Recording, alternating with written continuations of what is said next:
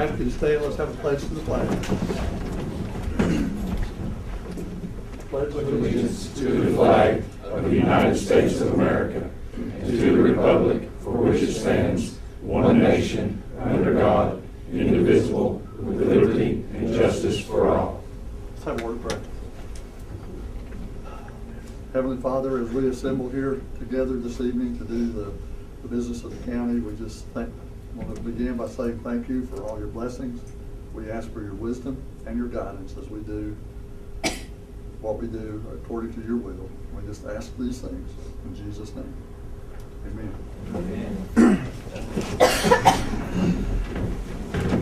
Roll call, please. Magistrate Perry. Here.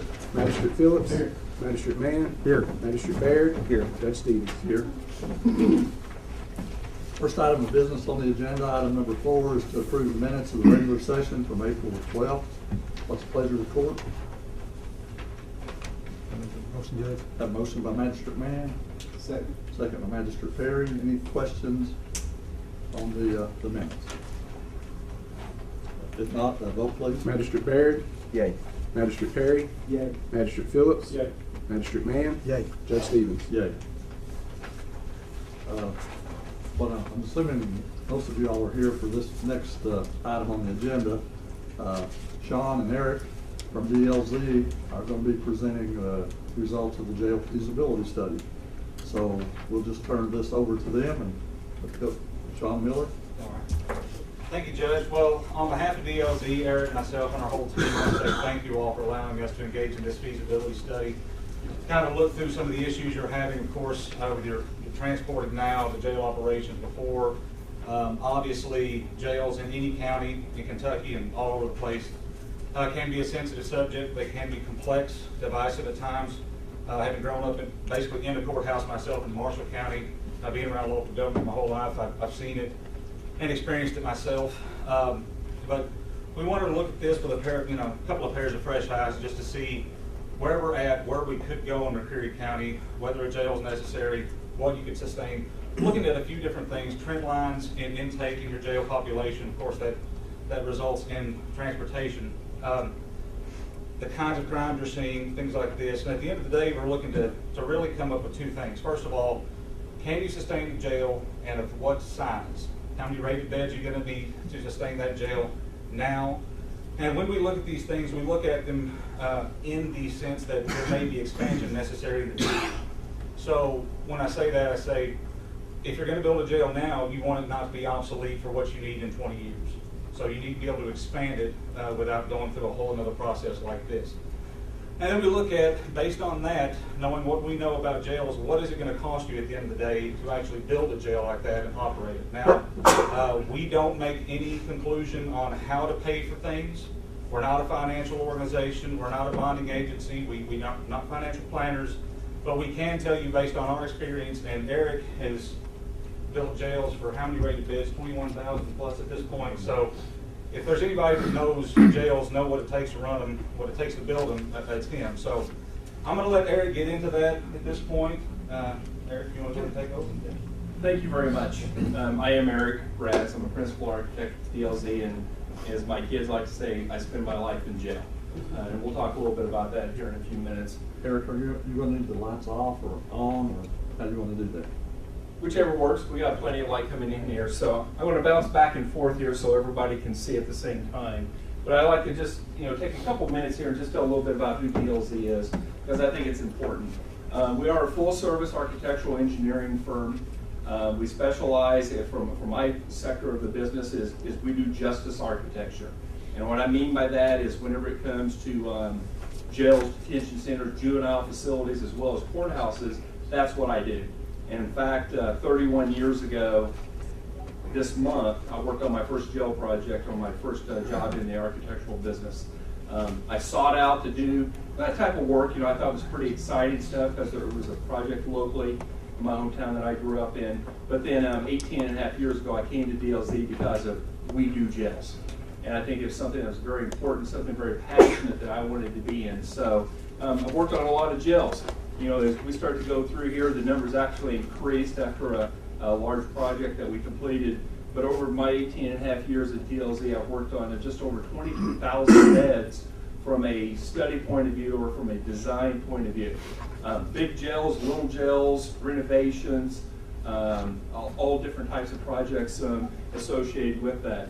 And just to kind of give you a little bit of a basis of understanding, we all like rankings and we all like that good stuff, but for the last 6 consecutive years, DLZ, in the states where we have our offices, which are there, we've been ranked the #1 correctional design firm in the Midwest because of the type of work we do as well as how much work that we've done on that.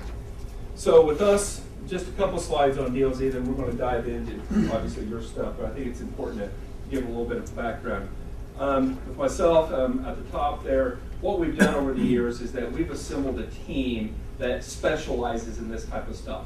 It's not just a matter of coincidence that we come across a project and we think, hey, let's do that. We do jails, so we seek out the projects throughout the Midwest for the jails, and this is a team that we've been working together.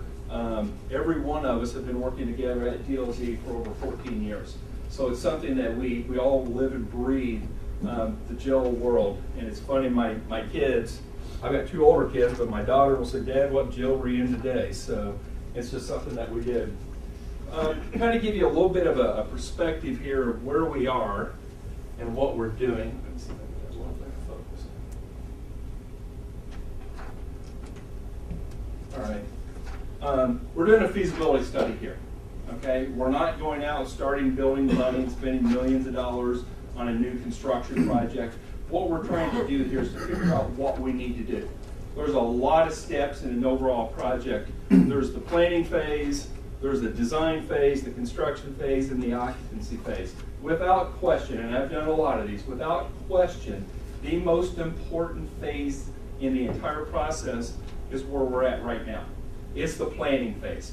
And what I mean by that is this is where, in rooms like this, out on the street, coffee shop, the grocery store, whatever, this is where people are talking, trying to figure out, why do we need to do this? Where are we going to do this? How much is it going to cost? And I like to look at it as that this is really the recipe for how we're going to build a building sometime in the future. It's not today, it's maybe not tomorrow, but at some point in time, McCreary County, you got to do something with this. So here in the planning phase, is once you decide this is what we want to do, this is how much it's going to cost, this is when we're going to do it, you determine that financing, the folks up here, they make the decisions with your support moving forward. Then you go and you hire an architect. DLZ's only been hired to do the feasibility study, not the full design, not overseeing construction, back here in the planning part. You go through a solicitation process, you hire an architect, an engineer to do the design work. They go through a few months, and we'll talk about some of the specifics they do, but then they go through a few months and have a lot of meetings. And then you receive your bids, then you go through the construction phase, which is a pretty lengthy period of time. And we'll talk a little bit about what that span of time is here in a little bit. So a feasibility study. I think it's important because a lot of people may have some different perceptions on what a feasibility study is. A feasibility study is the owner, obviously, your facility's been closed for a few years and you're transporting all of your inmates, most of all to Leslie County. A couple of them's been some other counties. In fact, our new jail that I designed up in Rowan County, you've actually taken a couple people up to there, which I thought was pretty interesting from seeing that. But from an owner's perspective is that you have needs, you have wants, you have a vision on what you think that you might need to do. Well, from an architect or from a design team's point of view, what my responsibility is first and foremost is to listen. Is what do you think, what do I believe that you say that you have?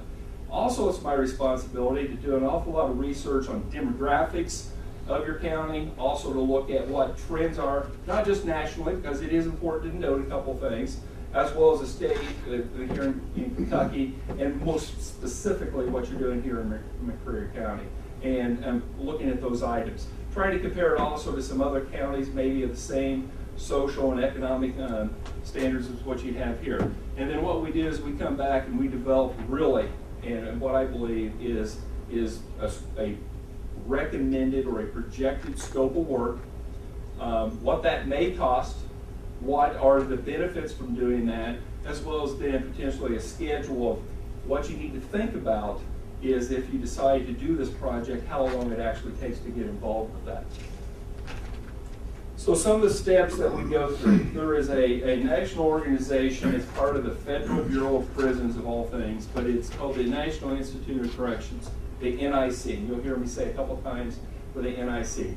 The NIC is basically the encyclopedia for all jails and prisons, different jails, detention centers at the county level, prisons more at the state and federal level, is they've got the resource of all the information of all the facilities across the United States.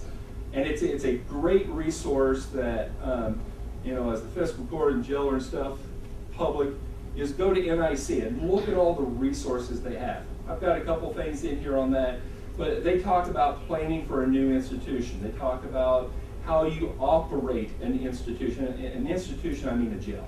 And that's what they call it, as an institution. But they also talk to you about how you deal with societal issues such as the drugs, the alcohol, the addictions that people have. They have a lot of free resources that you can go and you can take a look at. And if you're interested, I think it'd be some really good information to have from that. But what we do is they have a very generic approach of how they will look at and how they'll recommend doing some feasibility studies. Big difference between their process and what we do at DLZ is that we actually offer you solutions to some of the things that you're going through and as you're thinking about the overall, how big of a facility might we need today and what can we afford. We are going to have a couple slides here. We're going to just quickly go through just some of the demographics of here in the county. We'll also be looking at some, like I said earlier, some national, a few state trends, and as well as some what you do with your transports. Ideally, what we're trying to look at is I call it my year 2040 plan. Is let's project out 20 years, 22 years, and let's look to see what we need to have at that point in time to get to that. A lot of projects are funded for a 20-year, as you get your terms and things are at 20 years. Some are 25, some are 30 years. So we try to look at that 20 years is that if in 20 years you've done your project, we want to make sure that in that 20-year period that hopefully you don't outgrow your current facility and you don't have to expand. KY Department DOC, I do a lot of work with them. As I mentioned earlier, Brown County, we're doing the new facility. It's going to be opening in June. We're doing a very large expansion to Grayson County. Just finished up a study up in Ohio County. So, bouncing around doing some different things there. But it's very much, speed dial, we call it in. We have a lot of questions for them. It just is different design standards and things change. We're going to talk a little bit here about some of the project costs from a hard construction cost, and we'll explain very specifically what that means versus the soft cost differences with an overall project. Also, obviously what we're doing here tonight is we're presenting to you, the public. Thanks for everyone being here. But one of the things to keep in mind is that a lot of counties will say that they don't have money to build a facility. And that may be true, but the real truth is that you probably have the money to build the facility. The real cost is how much does it cost to operate the facility. Big difference there, because those construction costs, if you pay for them for 20 years or so, those costs go away. But the people that are inside the building, how you maintain the building, just in standards, is that about 74% of your cost of that building for the next 20 years is not the building, it's all the things that make that building work. Big difference there, and it's a misconception a lot of people have. But if you think about buying it, if you happen to be fortunate enough to buy a new house, and you look at how much you pay for that house over 25 years or 30 years or whatever, that upfront cost compared to all your utilities and insurance and upkeep and all the furnishings and everything that you put in it, all that extra stuff costs more than actually to build the house. So we'll talk about that here in a few slides as well. Just a couple things. All of you can get this information directly from the United States Census, but I think it's just important to just kind of go through some of the stuff. And the reason I do this is so that I get a flavor of, since 1912 when you became a county, how your population has went up and down, and just some of the social economics that you've had over the years. And, I compared, your county versus Kentucky from a statewide point of view, and you can just see the growth of your county, or how it's been up and down a little bit. Nothing that's surprising to anyone. I mean, it's some of how your economics are in the county and stuff, and you can start to see that. Also, some of the items that, based on 2016 information, is looking at your population. I think that this is always an important item, because you can start to project out a little bit. What's our county population going to be over the next few years? If you look at the people under 5 years old, under 18 years old, you're a little bit low what Kentucky, all 120 counties, what you are there. You also start to look at your age of over 65. It's not quite as high as the other, so you've got a whole lot of people in that 18 to 65-year-old age group, and your median age is right on what the Kentucky average is. This one is probably one of the most interesting ones, just a point from my looking at it. I've never seen a county where there's been that much of a discrepancy between the male and the female in the county. Usually it's almost always just right at 50%, but I just thought that the female, just under 46%, was a rather interesting point with that. And you just go through some of the different items through here and just look at the comparison. I don't think it's going to be a big surprise to anyone, but you start to look at this, and one of the items with this is that if you had a really young population that was much higher than the Kentucky averages, or if, I've been in some counties where the median age is 50, just a hair over 50 years old, which you can start to look at. Maybe the older folks are a little more mature, and they're not having as many, the crime issues as what younger populations are. If you look at counties where they're just bursting at the seams in growth, you have to start to look at that a little bit different. But I think that if you look at it over a long period of time, your population has stayed pretty level. And I understand 1,000 people change over a few years is a big percentage, but it still stayed pretty level for several decades with that. Also, and looking through and from the United States Department of Health and Human Services, that almost 91% of the folks here in the county get some kind of support from the federal government. Not surprising to anyone. We all know what the situations there are.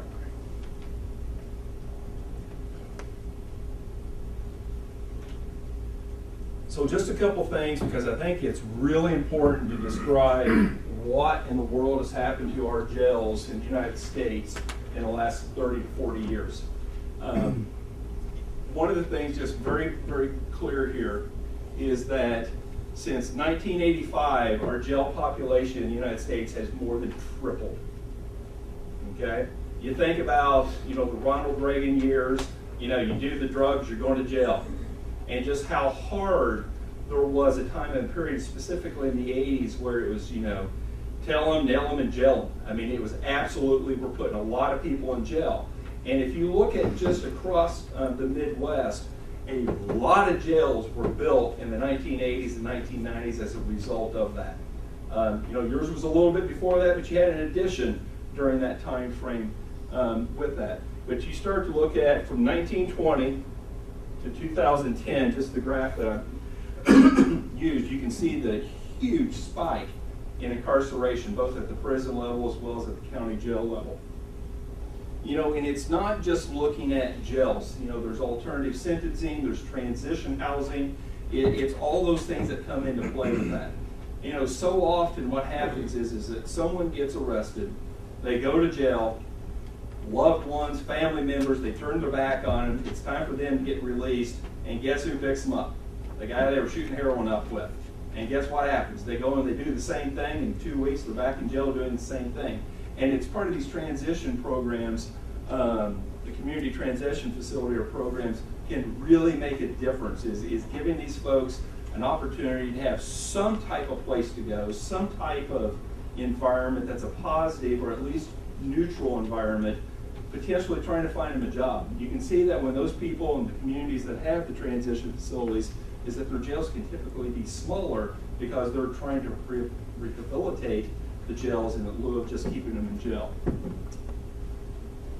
My father is going to be 84 years old this year, and today he and I, we still argue pretty adamantly about what jails are. He thinks you put them in jail, that 6-sided concrete box, you throw away the key and it's good enough. And I'm like, Dad, why do you think we're so full of jail, people in jails right now? He understands it after 30 plus years, but it's one of the things that right now that we still have good arguments over that. Wanted to pull a few little things, got this really from the DOC in looking at this, and this was looking at in the 2016 report. They still don't have the 17 report out, but in just looking at over the course of the year, you might think that this is a pretty popular thing, but you're going to start to see a lot of what this is the average daily population, that's ADP, in institutions and jails. And over the course of time is that the peak numbers are typically in the summer months. You think about someone goes to the lake, they have a couple beers, whatever, they get picked up, they go to jail. A lot of people are out doing things in the summertime. Some situations, you'll see some of the numbers in the winter months also spike a little bit. Maybe in some of the larger areas, they start to have some kind of a crime, or they start to do something, they need someplace to live. And you start to see some spikes in the wintertime as well. Just an interesting item with that. Another one, this is state inmates and county jails. One of the reasons I bring this up is our little bit of a story in Grayson County up in Litchfield. We're doing their expansion of their facility. They have they've got about 33,000 people in the county. They have a 537 bed jail. First time I went there, I was like, my gosh, why do you have such a big jail? Well, they have 400 inmates that they house out of the county agency. Okay, it's a little over $8 million a year in revenue that they have incoming because of that. Most of them are federal inmates. We're adding 200 beds there for nothing but females. Okay, so I mean, they're looking at this as an opportunity to take to be able to support part of the finances in the county by housing out of county inmates and things. But what we start to see is that some of the state inmates in county jails, the state populations have really started to come down a little bit, and you'll see the county jail population going up a little bit.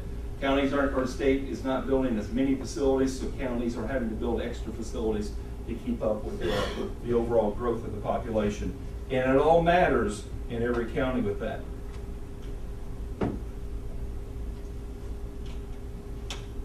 This is statewide as far as the inmates that are in the jails. And it's a breakdown. It's just more of information as we go through the process, just so that you can start to understand where we're at with things. But in most areas, your property as well as your drugs are the big reasons that people are in jail. The property can be something where they want to try and steal something, they want to try and do something so they can sell something so they can buy the drugs. It's the reality of what happens in our world today of doing the correctional design. Most every county, there's drug problems. You can work hard on them, you can try to reduce the problems, but there was, one story is that grandpa did the pot, dad did the meth, and the grandson's doing the heroin now. And it happens. And it's unfortunate. Excuse me, my bigger issue is what happens when mom and dad are doing heroin and they have 6 kids or 5 kids. What happens to those kids when they're 25 years old? And that's the bigger issue that I see that we're facing in the country today. You're going to see that the vast majority of all the folks that are in jail, it's a shorter amount of time that they're serving compared to the long ones. So statewide, there's approximately 5 jails. It's the yellow jails that are regional jails in the state in Kentucky. We've got the full service jails, which there are 72 of them, but also we have 39 jails, including McCreary County, that do not have one. And that's obviously excuse me. That's not common across the United States. Is that you've got over a third of your counties in Kentucky that do not have a detention facility. There's different reasons for that. Some of it is the economics. Some of it is that they decided that it's better to take them to another county. But there's some different reasons, and you can start to see where most of the counties up in this area are the ones that don't have the county jails.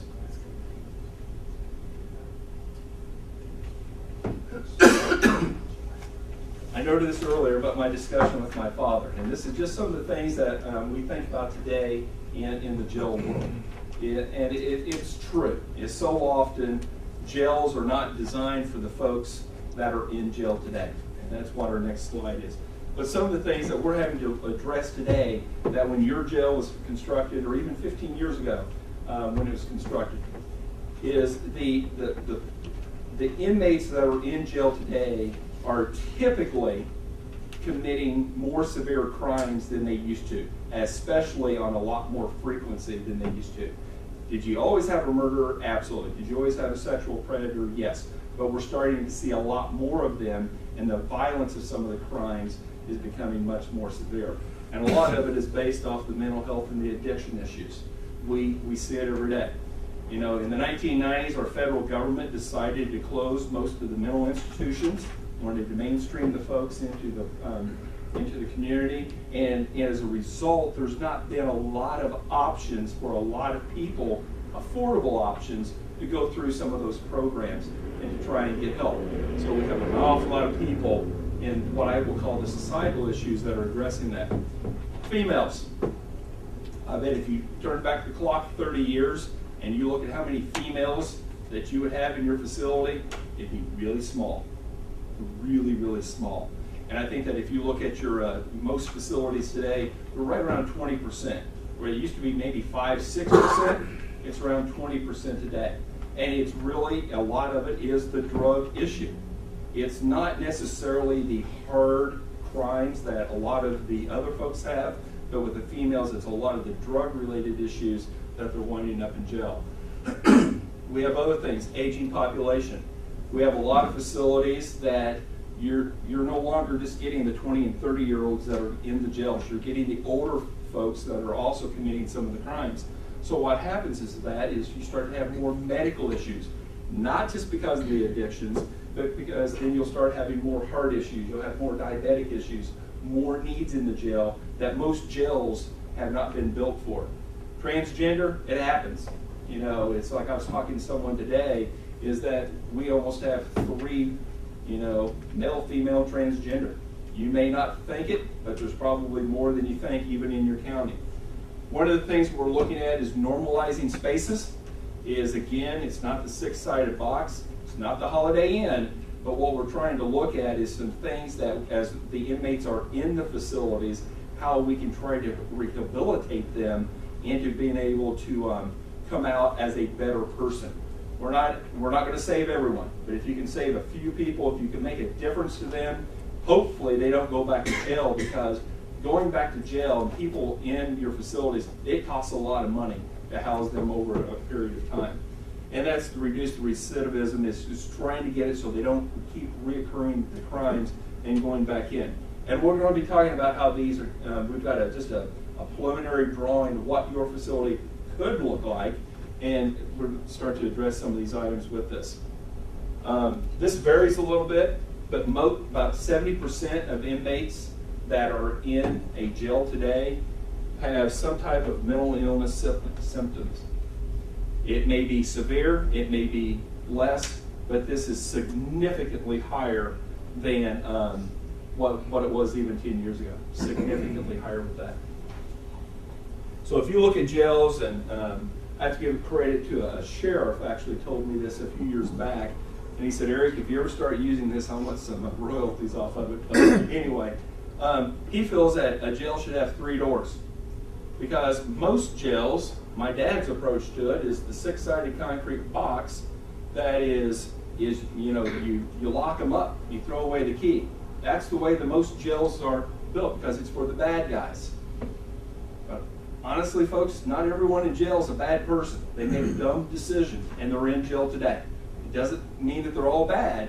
They're obviously serving their time that they need to, but not everyone is a bad person, and not everyone is a high-level felon with that. They have other issues with that.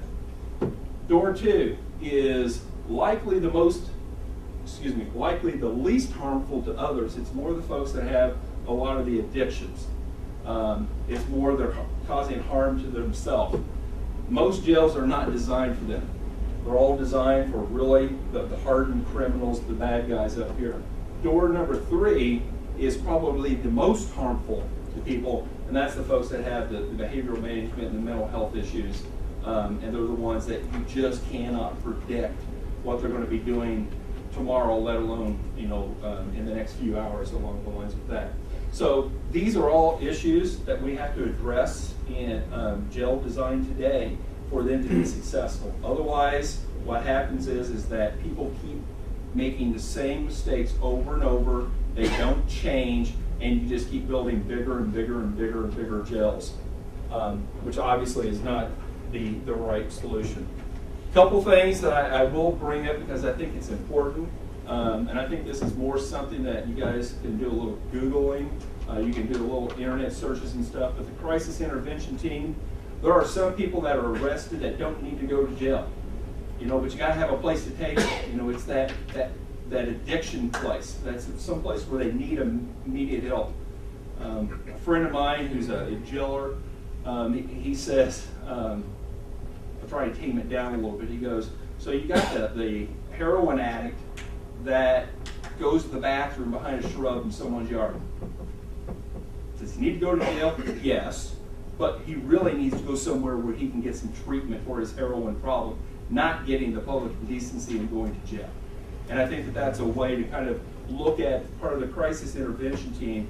It's a team that is at the point of arrest or at the point when they come to the facility, is that you can start to look at, does this person need to go to jail or do they need to go somewhere else? Because if they go to jail, you may not be able to help them, and they may become a real problem inside your facility. Your diversion program, obviously, Kentucky does a great job at the pre-trial diversion requirements that are in your facilities, and we'll point that out. But that is a great thing that you do. There's statewide conferences, specifically on the crisis intervention team. There's one up by Cincinnati that's in October. I'd recommend some folks going to that to find out more about this, because this can make a difference. A couple more things, and then we're going to dive straight into some stuff. A lot of times jails, they get a lot of fingers pointed at them because there's so many addictions. There's so many people with behavioral management, mental health issues and stuff. Another part of the overall system is how we can expedite the whole justice system, from the point of arrest to when they go to court, is that the more we can expedite that, what that does is it reduces the average length of stay in a facility. If you can reduce that average length of stay, you typically need less beds in a facility. This is not saying that your court's not doing a great job. It's not saying that at all. But I think that anytime you go and you build a facility, you have to keep in mind that the whole goal is to get those people through the system as fast as you can. Just having more beds doesn't mean that you can slow down on the overall process of the justice system. Now, the justice system, a lot of times the delays are more because the inmate keeps asking for continuance and doing other things than anything that a judge, prosecutor is doing. So it's as much as part of the system is that the inmates, they know how to manipulate that, and that can also lead to some problems. You'll see jails that have average lengths of stay that are high, and a lot of times you'll see one of the reasons for that is how long it takes for them to get through the court system, not because of some type of crime they have. And we talked a little bit earlier about the community transition and giving those guys, those gals an opportunity to succeed once they get out of the overall facility. So a plan here for your county. Your facility right over here that it's been closed for a few years here, and this is where it was. We know that you're spending significant monies to send folks to predominantly Leslie County. Then there's a couple other counties that you send a few, but you're spending a lot of money with that. We also know that the societal issues, again, the drugs, the addictions, the mental health, the behavioral management, it's hitting your county hard, just like it is most counties. There's really no county that's an exception to that. It hits hard, and it's affecting all ages. It's just not those 20-year-old kids. It's affecting a lot. Also, we know that in your county is every dollar counts. You don't have $20 million just to go build something because somebody thinks it's a good idea. Is that you need to make sure that it's just not the building, but every square foot, every bed in that facility, it makes sense and what's best long-term for your county. You just don't have the abundance of money to go and do things. So it's very important to get through the process and understanding that. The operations and the staffing costs. Let me explain a little bit about staffing costs and what that means. Is that if you decide that in a jail, in a detention center, that there is one post that you need to man 24 hours a day, 7 days a week. So what does that mean? That typically means it takes 5 people over a 24-hour, 7-day-a-week process. It takes 5 people to man that post. Okay? Well, what does that mean? If you would look at, and I'm just going to use a number, is that if you would look at their annual salary, you look at their training, you look at their insurance, you look at all their benefits, and we're going to say all that adds up with all the benefits, not just the salary. We're going to say that's $40,000 a year. Okay? It may be lower, or it may be a little higher, but we'll say that. Benefits are a lot more expensive than what people think. If you look at those 5 people at no increase in salary, no increase in benefits, which we know everyone's insurance goes up a little bit every year, but if we look at no increases of that over a 20-year period, that's $4 million. At $40,000 a year, times 5, times 20, that's that's $4 million a year. If it's $35,000 a year, it's $3.5 million. If it's $45,000, it's $4.5 million. So as you go through, it is critical when you go through, and we've got a slide that talks about this, when you go through and you design a facility, it's not just how much does the building cost, but how much does it cost to operate it. Because the last thing you want to do is to move into a facility, you don't have the monies to staff the facility, and then it becomes a security and a safety issue for the folks in jail, but also the folks that are working in the jail. It is important that you understand those costs before you say, let's go build a jail. It all adds up together. And then, as I alluded to a little bit up here, is that when you build it right. You know, don't cut the corners to save $100,000 here or there, and it's going to cost you $300,000 down the line. And we're going to talk a little bit about core services in a building, as Sean mentioned a little bit earlier. But build it right, build it once, but also you have to make sure that in the future that you can expand your facility if ever need be. There's a couple slides here that are just very eye-opening to me, and it's not just looking at McCreary County. A couple of slides here just looking nationally. Is that if you look at this, what this means is a couple of different things. The darker, if you get like a pink to a red, the difference on that means is how populated the county is. Okay, so if it's a pink color, it's a sparsely, the word they use is sparsely populated county, and if you look at the dark, it's a very dense population. If you look at the light blue to the darker blue, it means a sparse county that has a low rate of incarceration, and then the darker blue is a dense population but a low incarceration rate. So what you look at is the red areas is the areas that incarcerate the most people. Okay, and you can start to look at all this blue that's in this area. This was from 1975. Okay, turn the clock back, basically 40 years to look at it. So you can start to see, and then we're going to zoom in here in a minute into the Kentucky area. But you start to look at here, this becomes a whole lot more red. Okay, a whole lot more red, and this is 2015 compared to what it was earlier. Then let's zoom in a little bit closer. Is that 1975? You can start to see where the red counties are. You've got some higher incarceration rates in Kentucky, and then you go to here, and you can almost see that the vast majority of it's red. So there's a lot of reasons for that. Obviously, in the Midwest, in this area, there's been a drug problem. Okay, it's been a drug problem a little bit different. Also, legislation at the state level can make a difference in how we incarcerate people also. Different states, Ohio is pretty blue. Okay, they just have some different standards of how they incarcerate people and how long they stay in the overall facilities with that.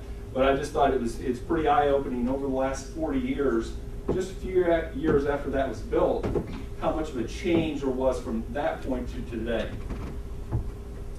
So one of the things, if you look at Kentucky versus McCreary County, is, and this is a number that always is pretty quick for me to see of how populated a jail is or what the occupancy rate is. I typically do it on 1,000 people, but this is actually based on 100,000. It's just the way that where the images come from. In Kentucky, there's basically 6.6 people per 1,000 are in jail. Okay? In McCreary County, it's about 4.7, and I converted that back to 1,000. About 4.7 per 1,000, and in Kentucky, there's about 6.6. 6.6 is really high. Okay? Typically, what I will look at on facilities is they're somewhere between right around the 4 number. If it's below 4, I can typically tell that it's a new jail, and that the occupancy rates in the jail is that they've got a lot of extra beds. I can also start to see that when the numbers get higher, you can really see that the incarceration rates are high along those lines. So let's look at some things here in McCreary County. And these are some numbers, and this may be a little hard to read, but there is the red number is McCreary County, the darker gray line is Kentucky, and the lighter line is the national line. But what you can start to see is that McCreary County, I think it's important to note, is that your up and down over the years is very common with Kentucky across all the counties, as well as it is nationally as well. You can see that there's been a pretty strong peak here from about 1990, 1995 in Kentucky going up. It's been a pretty high peak with that, or a spike with that. As well as you can see back in the 1980s, when the whole drug issue started kicking in place, in the 90s it just skyrocketed with, hey, we want to put people in jail, and it all starts to add up. We look at the incarceration numbers, and these are the numbers that you can also see very much is that your numbers were very low, and then it started peaking, right around 1990, it started going straight up.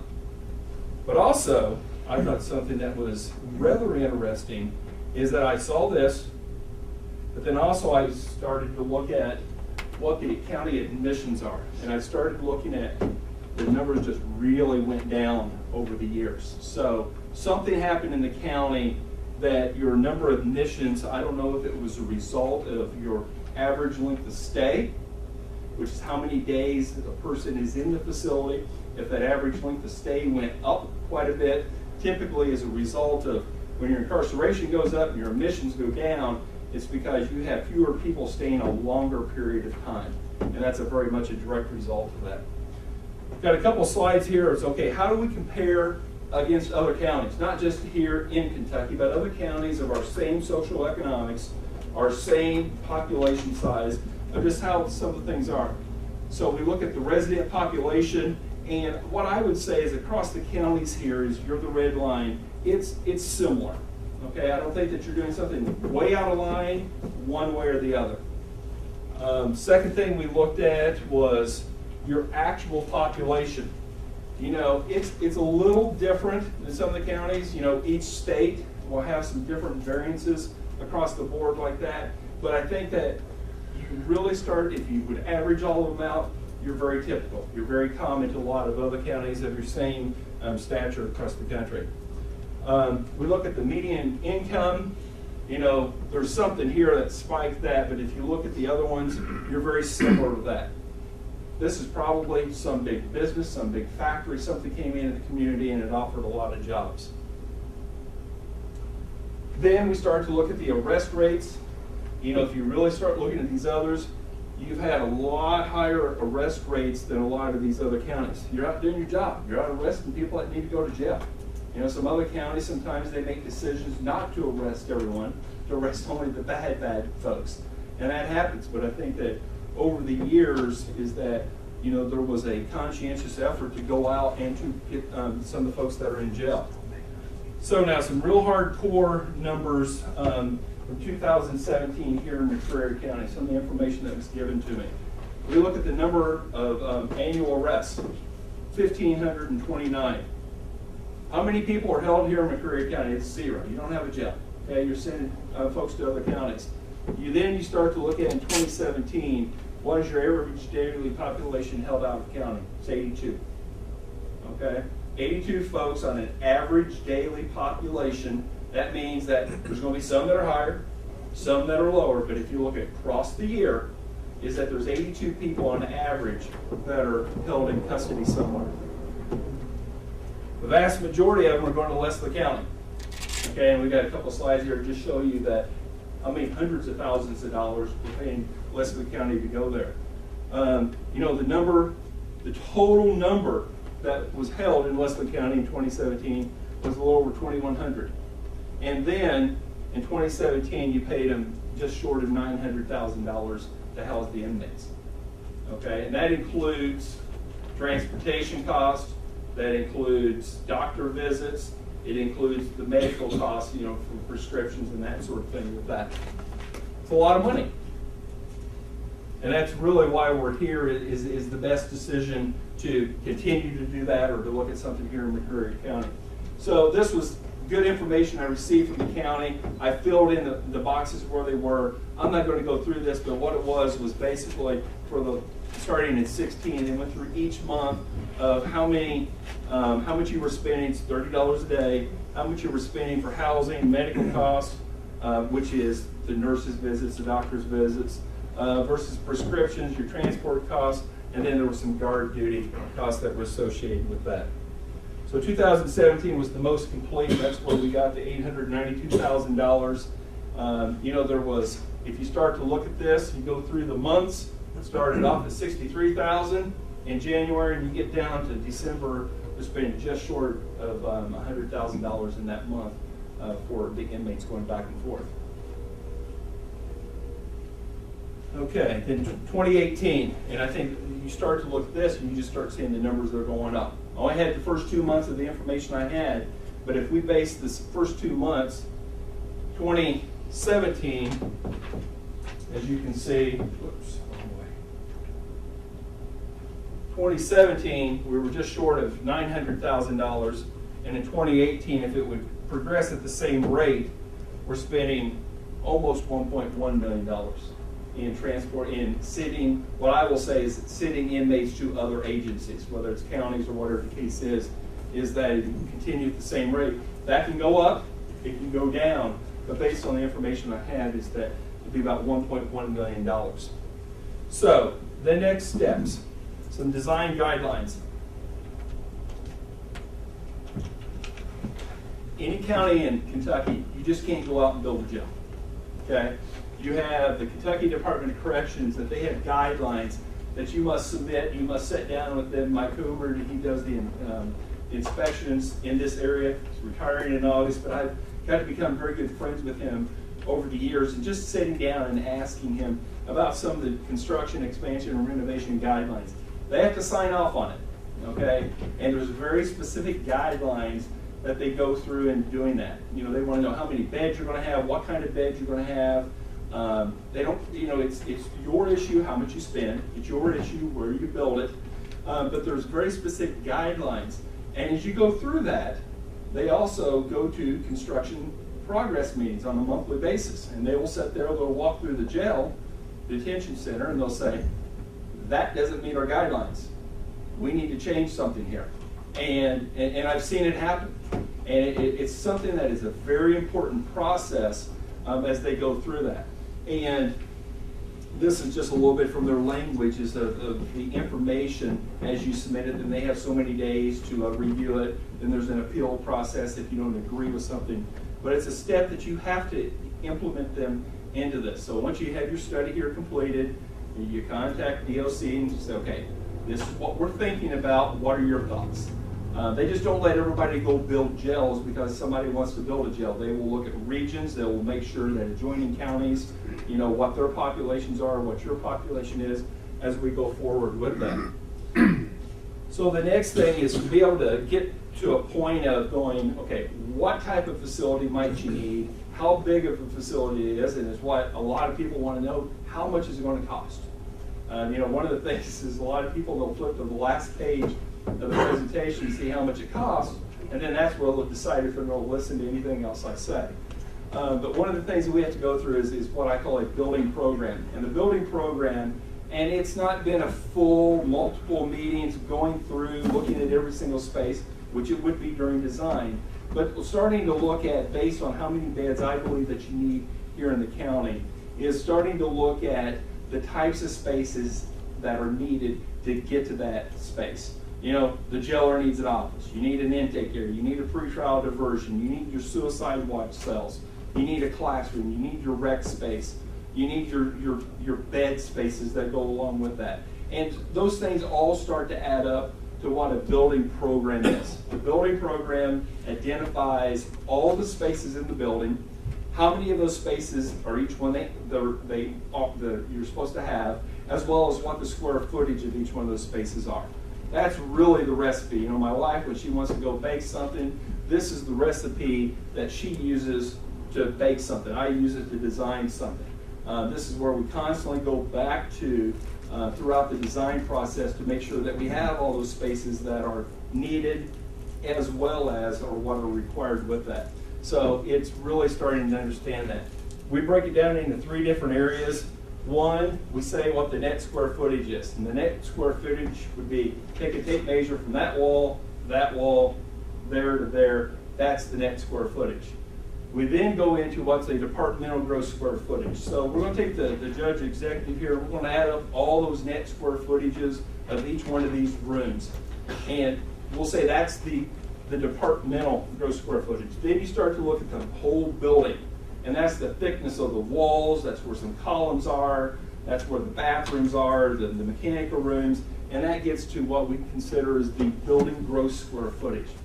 So to jump forward and to come back here a little bit is based on your 82 beds 82 inmates that you're sitting out of county today, also looking at the ability to potentially expand your facility in the future at some point in time.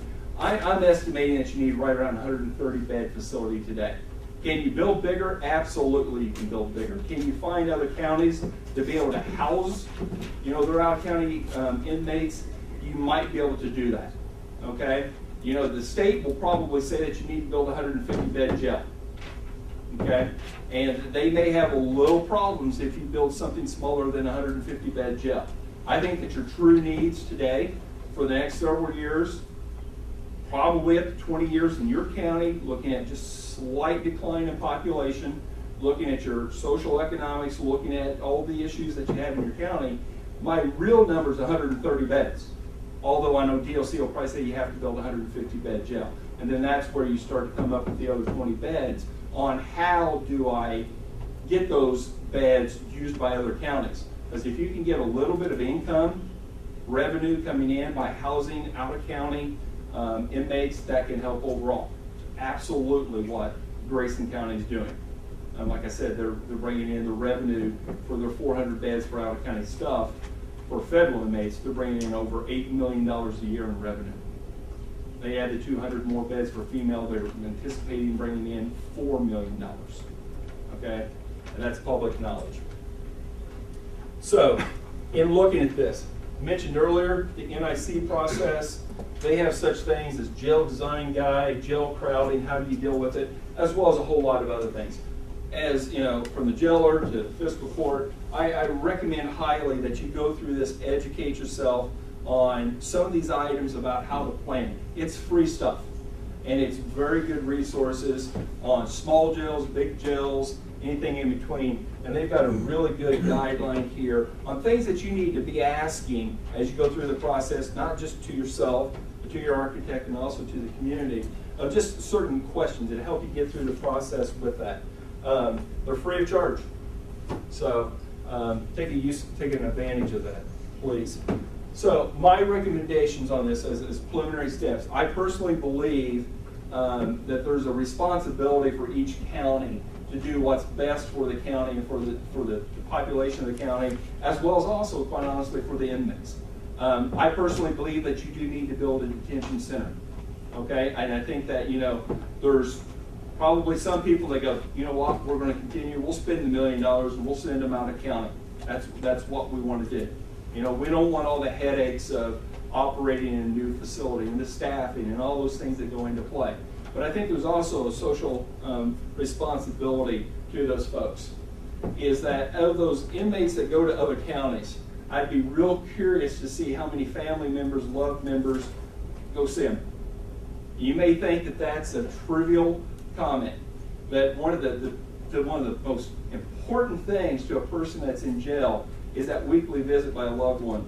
It makes a difference. You take that away from them, it's a big difference to them. And you start to see there's trends. It's not hardcore proven fact that it's going to make a difference, but you can see trends of where people that will get a second visit during the week, how much better they behave in jail, and how much better they'll start to realize, you know what, maybe I should stop doing what I'm doing. And it makes a difference. Personally believe that in any county is that you establish a committee that is specifically working on this. And I recommend a committee. You can see some things from the National Institute of Corrections where they will talk to you about the types of people that should be on a committee. But I think that in addition to the fiscal court, maybe a couple of them, I think obviously your jailer, prosecutor, or judge, I think that some of these folks that need to be involved in that. Also believe that whoever wants to be on the committee that's absolutely against this needs to be on it too. Okay, let's understand all sides of it, because I think that everybody has something to bring to tables on that. And I think that, you know, you don't want 15 or 20 people, maybe 7 people that can grow or get a little smaller or whatever, but some folks that can really be the questions when you start to work with an architect, with an engineer, that you start going through the planning phase, that they are involved in that. They can report back with the architect to the fiscal court of what's going on. So it's just not the architect that's going off into a corner with a jailer designing a new facility, is that you have a small group of people that are very invested and are very important to the overall process. I think as you start to go through this, is that, as I said, 130 beds, DOC is probably going to say 150 beds, but I think you need to agree of what is the right number of beds for us. You know, somebody may say it's 300 beds. Okay, my thing on that is that's great if you can get inmates into that. What you don't want to build is a 300-bed jail and it sits half empty for 10 years. You know, quite honestly, I was involved in a project in northern Indiana, of all places, and one of the things is that they way overbuilt. It's a sad story, to be honest, is that they way overbuilt. They couldn't afford to staff it, so they couldn't bring in the inmates from other counties, and it sat there for 10 years and it wasn't used. Well, when they finally got the need, they got the money to do that, they hired us. We didn't design it originally. They hired us to come in and change some of the technology for the housing areas that was never used because it was outdated. So they sat there, they spent an awful lot of money for something that they couldn't afford to use. So it's a very careful balancing act. It's great if you can build it bigger and get the revenue coming in, but realize that revenue could go away. So don't get too accustomed to that money. But if you're able to do that and you're successful, it really, really works well for your county. So I think that that's something as a fiscal court, as a county, as well as a committee, need to really look at that. I think it's a big crowd tonight. Wait till you have a meeting where you talk about where it's going to be built. That's always a fun meeting for that. And you may have a site that you like, hey, this would be perfect for us. It's always a topic of discussion, but I think that there's a lot of things that go into that make a difference on that.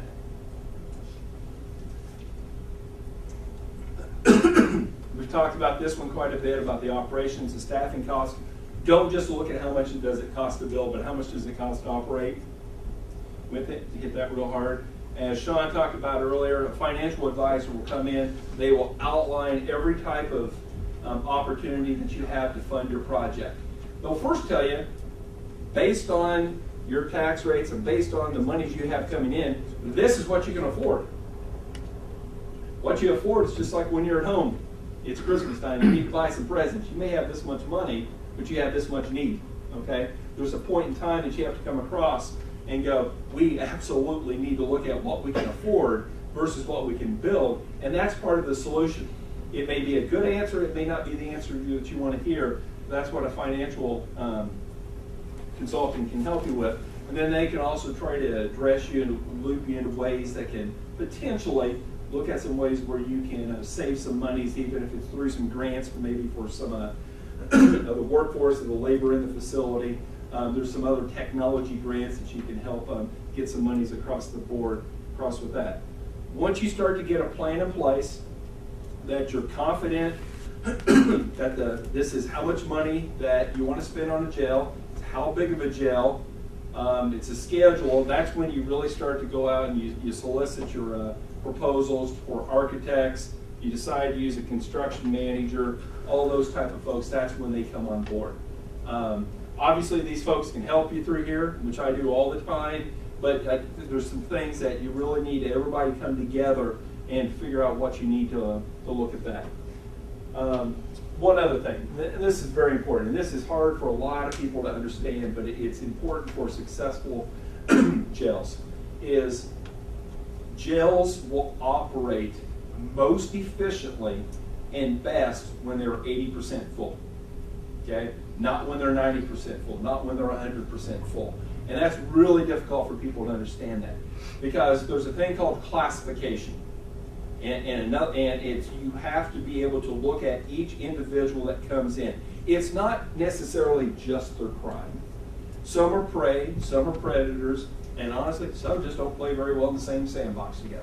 And you have to be able to separate these folks, or you will have tremendous problems in a facility.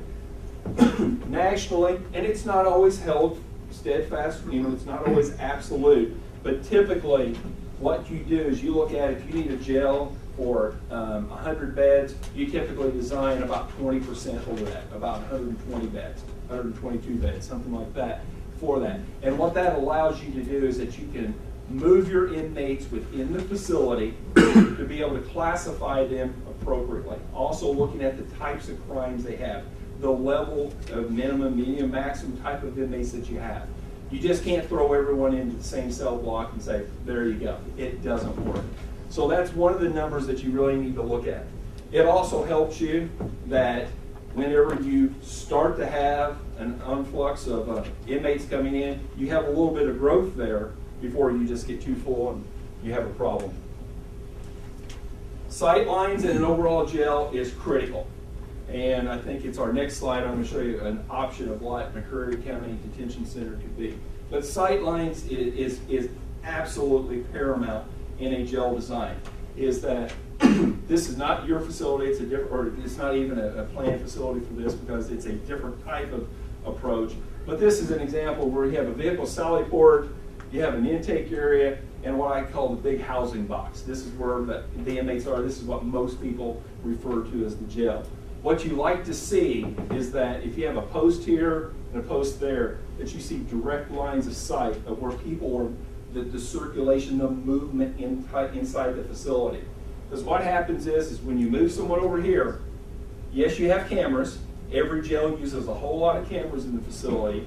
But if you can see that person walking up and down the corridor and seeing them in that housing box, if you can see them directly eye to eye, your jail will function and operate much better. Keep in mind that each one of these posts, at $35,000 a year over 20 years, that's $3.5 million. So as you challenge your architect and as you work with them and go through the process and they say, hey, I need to add another post over here because of sight lines, well, you just cost me $3.5 million over 20 years. You know, you need to improve your design better. And that's something very much looked at whenever you look at a jail design. So, if there was an approach of, okay, 130 beds sounds great, what might it look like? So one of the things that we've looked at here is a breakdown of what that would mean. Typically, in most facilities in Kentucky, is that we do, and I'm going to break it down into some various different parts of this, is that what we look at is for classification purposes and for the different levels of the inmates, is we will typically look at 10-man dorms. Okay, and what that means is that in a dorm space is that you will have 10 beds. Typically it's 5 bunk beds. You've got one at 18 inches and you got one that's up higher, and they use a ladder to get up and down. But you typically will look at 10 people in each one of those. They will have one shower, one combi unit, and that combi unit is a combination of a toilet and a sink. Okay, and it's one fixture. They'll have tables where they have to have the ability to be able to sit in their dorm space, to eat their meals, to write letters or whatever, and they also have their TV monitor that goes into the space as well. So typically what we would have is the green areas would be more of the dorms, and with that there's 1, 2, 3, 4, 5, 6, 7, 8. There's 8 dorms, and then there would be 10 in each one. So in this wing of the building there would be like 80 inmates. Very, very typical design in Kentucky, and it works well to meet your guidelines and things. But to step back and look at it a little bit bigger, as we talked about earlier, those sight lines and that control that sees everyone, that's the person that sits right here in the middle of the facility. Is that where you have an intake area with your holding cells, your pre-trial diversion, all those types of things, you have that would be up in this area. Again, everyone coming in, he sees everyone. Everybody down this wing of the jail, he sees everyone there. Then if we have another wing over here, say 40 inmates for the females, for an example, is that they can see this area as well. Some of the other things that make a facility work and to make it work well is to be able, you have to offer them recreation. You do not have to have the big fenced-in yard and allow them to go outside. There's ways that we can get around that, but with what I would call a rec yard, something that's a rec yard that these folks can go directly in and out of the rec yard without having to go to the rest of the facility. Also, someone sitting in control that can see directly into the rec yard. Then you might have the same thing for this block over here. The other thing that's very critical in jail design today is also that program classroom. That offer where you can go in, you can have them some programs, whether it's thinking for a change, it's a religious program, it's just how to be a better person. There's all types of programs that you can have volunteers come in and help out. And that's typically what this is. Just moving around, big picture from the facility is we also have to have some segregation cells. You used to call them isolation cells, but you can't use that word anymore. It's segregation cells. And those are typically one-man cells. Those are the folks that just don't get along with anyone, and they're locked down typically for 23 hours a day in a one-bed cell. So you have to have a certain percentage of those in your overall facility. You've got a kitchen, mechanical room, you've got an area for medical. You know, somebody may have TB, they may have something that they're sick, they need to be separated, you know, near where a nurse might be to be able to help them out. A little bit of an administration area, and then, like I said, the intake booking area that would be up in this area. So you start to look at this, and why it's important is that if I start to look at 130 beds, is how big is it going to be? And that's where I came up with, I had to go through an exercise here to look to see, well, how big, how many square feet is that? Because a couple slides from now, we say, well, if you did this, how much would it cost? And so that's where that comes into play. The other thing about this is that we show on a future expansion, you can take this, you can do it again, you can do it again, and again, it keeps the same straight sight lines as you go through that.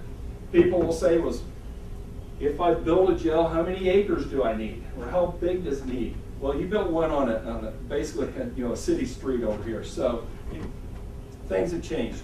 What I would recommend is that you find a jail site that has approximately 5 acres. Okay? You don't know how big you may need to add on in the future. You don't know if you need to have some other type of facility there. But as you go out, you start looking at sites. Bigger's okay. Okay, smaller becomes more problems because it can really change how you do some design things that may affect those sight lines. Make sure that there's utilities. Utilities are always important because extending utilities to a site becomes difficult. Also think about, you know, how the jailer as well as the sheriff and his staff, how they access the facility. Those are always important items as well. Just the next slide, before we dive into what some costs are. Again, this is those sight lines. I think this has some very good sight lines for the observation and the control of the facility. Someone in the center, whether they're looking down, where they have the seg cells or the medical or the kitchen area, whether they go to the intake area or they got the two housing wings, is someone in the center. You're able to see a whole lot of people. You see that movement as people are going back and forth. So, drum roll, is that if you look at in today's market is very different than it was 5 years ago. Very different. It's much more unstable today because of the growth of facilities across the country. And in the jail market, there were more dollars spent, and what I mean by spent is awarded to contractors in January through March of 2018 than all of 2017. Okay? Supply and demand is that so many counties went through recession/depression.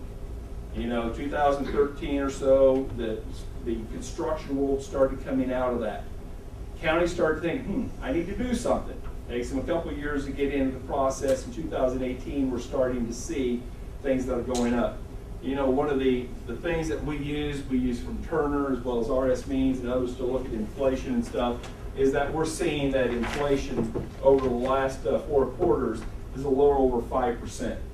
That's in all construction, not including residential, but in commercial construction. What we're also seeing, though, is that the projected numbers in our world of the justice architectures is probably higher than that. It's just because of supply and demand. Also, in looking at that, if you look at this type of inflation, that each month that a project just waits, it can increase construction costs $45,000. If you look at it for 10 months or for a year, it can be up to $500,000. So what that means is that you look at a facility today, and in our market today, assuming everything continues the way it is, you can wait a couple of years. Instead of 9.5 to 10.5, that very easily could be 10.5 to $11 million. It's just the way our market is today. 5, 6, 7 years ago, that would probably have been $1 million less or more compared to today's dollars, because there just wasn't a lot of activity in the construction world. It's the reality of what we're seeing. There's a lot of facilities being built. So what we looked at is based on that 33 to 35,000, I call it 34,000 for estimating purposes, is that in 130 beds is probably realistic, a little conservative on this side. So probably realistic to conservative on that side. And I think it's important to give a range at a feasibility study side. Some of the other things that you have to look at that is, this is how much it costs to build the whole building, do all the site work, to put in all the bunks, all the mattresses, all the things that you need to make that jail work. Not including the staff, but physically all the things that you need to make that work. Like anything else, whenever you go buy a car or you buy a house, there's always all those extra little fees that you throw onto that, and we call those the soft costs. This may be for if there's a construction contingency. If you decide to go buy a site that's got a building on it and you need to demolish it, or if there's some kind of environmental issue on it, you have to extend utilities, or an unforeseen condition. Just finished a jail that was built on a downtown site. Well, we had to demolish 4 buildings to do it, and one of them was a gas station, okay? Well, what was a pretty ironic thing is that the last gas station owner put concrete over all the drive area. Well, this was a gas station back in the 50s when it wasn't concrete. And they used to take the oil from the service area and they'd go out and they pour it all over the stone to keep the dust down. Well, what they did was they poured concrete over the top of that. When we removed the concrete, we went, oh boy, we got a problem. And it's just those things that come up during construction with that. There's some fees for whether it's construction manager, architects, legal counsel, financial advisors. You always have to do a little bit of geotech to figure out what is the soil conditions for design and stuff. The financing can be determined by the advisor. There's permits, there's processes that you have to go through. the state level, local level to get all your permits. But those costs typically are about 25%. 30% on the little conservative side. So you take that $9.5 million, you need to add about $2.5 million, and that is your project cost. That's these costs and these costs all together get you to what the total cost of a project would be.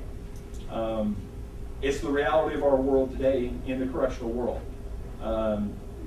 Jails are just, they're expensive buildings to build because you need to make sure we keep folks that are into that. The other thing I'll say is that we projected out, about 7-8 months of when those costs are valid. If you waited till spring next year or a year from then, you need to increase these slightly just based on what the overall inflation is. So the way I look at it is what are your next steps and what is an overall schedule that's involved with this? I think first and foremost is that if you decide, hey, we're going to continue this discussion, let's take it a little bit further. You need to go to Kentucky Department of Corrections. You need to say, this is our game plan, we've got support, what do you think? And I think that they'll start to weigh in on that. At the same time, you need to determine, this sounds great, they support it, but how much can we really afford? We talked about that earlier. What can we afford? If we go spend $12 million in project costs on a building, this guy's sitting here, what does that mean to him? Okay, what does that mean? Unless you write a check, it's going to impact everyone in a different manner.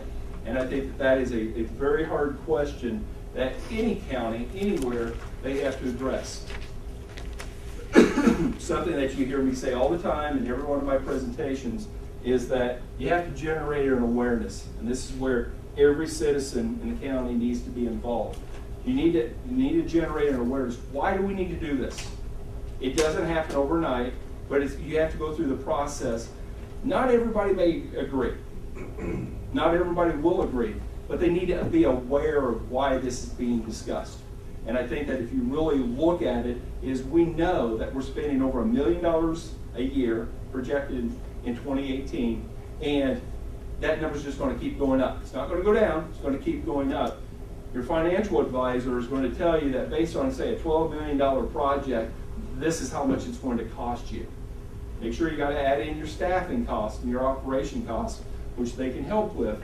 But and then you start to compare. Is it less expensive to transport out of county, or is it more expensive to transport out of county? That's absolutely where the financial advisor, because they can do their things with their different numbers and their charts and stuff. Once you generate the awareness, that jail committee I talked about, working with the fiscal court, is that once you generate that awareness, then that's when you start building your consensus.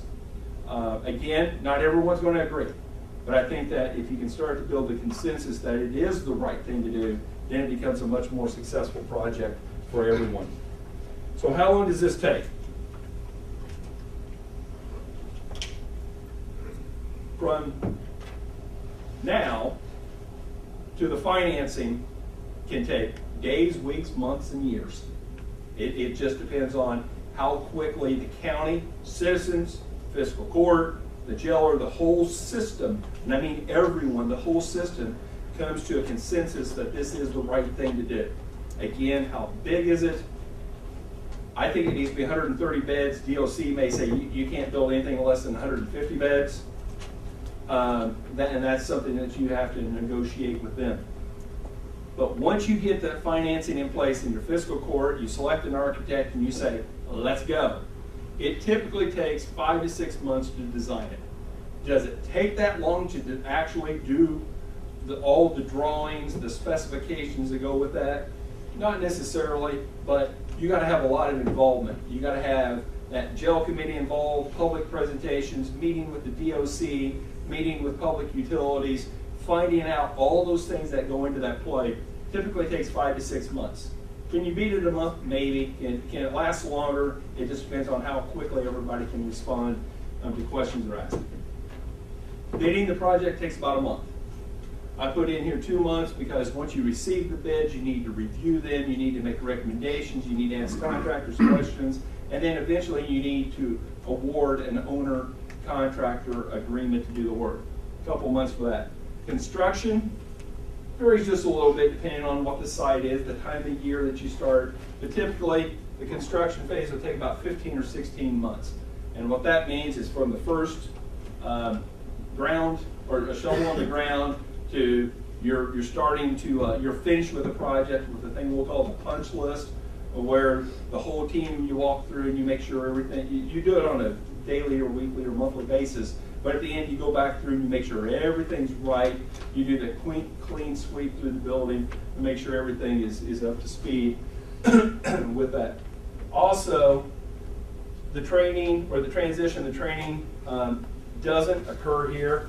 This training, specifically the training, needs to really start back in here. You know, you need to start thinking about how am I going to get staff to work in the jail? How am I going to train those folks? Because you're not coming from a facility. So you may have to look at taking folks to another county to work for a few days just to see what that's like. But your training is very important. Your transition is, honestly, you don't take your current 82 inmates and on the first day you move all 82 of them in there and say, there you go. It doesn't work that way. You need to phase it in a little bit. It doesn't mean it takes months, but you need to phase it in a little bit. You know, maybe take in those inmate workers or trustees to some people and let them go in and we'll say, shake the building down. See if they see if there's anything in the building that, you know, just need to look at it a little bit differently. Then you can start bringing in your other inmates, but over a couple-month period, you can typically get your full, depending on the size of the facility, but you can typically get everybody in. So if you start adding those up, once you get the money decided how you're going to pay for it, typically takes about 2 years before you're in that facility. You know, it's not a house. You're not going to build it in 4 months and move into it. It takes a couple of years to get into that. So you have to look at the monies that you're spending today and, you know, try to look at ways that you can start to save a little bit and being able to help with your transition into your new facility over the course of time with that. So that's my last slide. I talked about a lot of things, but I think that most importantly is that you've got a big decision to make. You know, there's a big decision to build the facility, then to close the facility for the various different reasons, as well as today. You know, you've got about 82 inmates on average in 2017 that you're sending predominantly to Leslie County. I think that you need about 130 beds. You know, DLC may say, they'll likely say the 150 is the minimum beds. We ran into a little bit of that issue with another county. But, you know, that's one of those things that you can negotiate with them. If you want to build bigger, absolutely. But I think you have to be able to look at is what kind of agreements, what kind of things that you can look at towards other counties of being able to house their inmates that absolutely may be in the same situation you are, but realize at some point in time, those beds that you're using for other counties, at some point in time, you're going to start needing those beds as well, because your population will typically go up in an overall jail facility. So it's a good topic for everyone to discuss. I don't think it should be something just slam dunk, yep, absolutely go do it. And at the same time, I don't think it should be closed book, nope, we're not going to talk about it. It's a serious issue in your county for a lot of different reasons. And I've tried to shed some light on my opinions and my staff and stuff, my team, on the size of the facility we think works for McCreary County. Keep in mind, I said we're designing a 130-bed jail, and it's probably up here, but I didn't note it, is that, and I need to say this, and I'm sorry I forgot it, but when we look at this, and I look at what the core services are in the building, core services, I'm really talking about the intake area, I'm talking about the laundry area, I'm talking about the kitchen area, and really the size of the mechanical room. Please don't design a jail facility. If you're going to build 130 beds, don't design your jail, excuse me, if you're going to design 130 beds, don't design your kitchen to serve 130 meals, okay? Have it pick a number, 200 meals, 200 inmates a day, okay? Because what happens is when you come in here and add this, kitchen's not big enough, okay? It doesn't mean to put in the second mixer or the third mixer, whatever the case may be. What I'm saying is size this just a little bit bigger so that you can add, just literally plug in that mixer in the future. because that extra little bit of square footage, not a lot, but that extra square footage to build it today is minuscule compared to building it in the future. You can't just come in and bump this wall out 6 feet and say, okay, now I've got room for my other mixer. Build that a little bit bigger. The same way with your laundry. Don't put in that extra washer or that extra dryer. Just make sure that you can add one in the future. Those things are very important as you go through design of jails. You can break it down, you see what that square footage is and what that cost is, and determine, yes, it's right for us or it's not. But some of those things are very important if you look at, not just today, but you look at long term. Okay. Sorry, but I did want to point that out. So open it up. Fiscal Court, if you have any, judge, if you have questions, anything I might add. Y'all have any questions? I've got one, Judge. On your preliminary design you show there, what is your average staff, say at 1 o'clock on a Tuesday, how many staff members would you have in? Typically, what we will look at is in a facility like this is that you have permanent positions where you have someone staffed, if it's staffed appropriately, but then you also have your roamers that go around to support the stuff. Okay? You have to have one person here. This person here controls all the doors in the building. Okay? The internal doors as well as the exterior doors. Unless you're in a non-secure area, maybe like this, you can't get out unless this guy lets you out. Obviously, you can't get in either from that point of view. You absolutely have to have one person there. One person can do all of that. He can control what I would consider the movement in the overall facility. You're going to need at least one person in your booking area. And in your booking area, your intake area, you're going to need for that to come in. But also, I personally believe in a facility like this, you're going to need at least 2 other people, if not 3 people, that are going to need to be doing the rounds, going through and looking at the different areas, helping out whenever you have somebody, 2 or 3 people brought in under arrest. You're going to have that. I've seen these facilities work with 3 full-time positions, and then they have some part-time positions to be able to support the different areas with that. So with your saying that each position is basically 5 people, and you're, just granted it's arbitrary number, but 40,000 each. That's whatever you get your. But I'm just using that figure, just sure. for, but that's 200,000 a position, and at 5, that's $1 million a year alone in salary. And you said that's 74% of the cost, so you're looking at 1.5 million at least to operate. Whatever the math is. Yeah. Sure.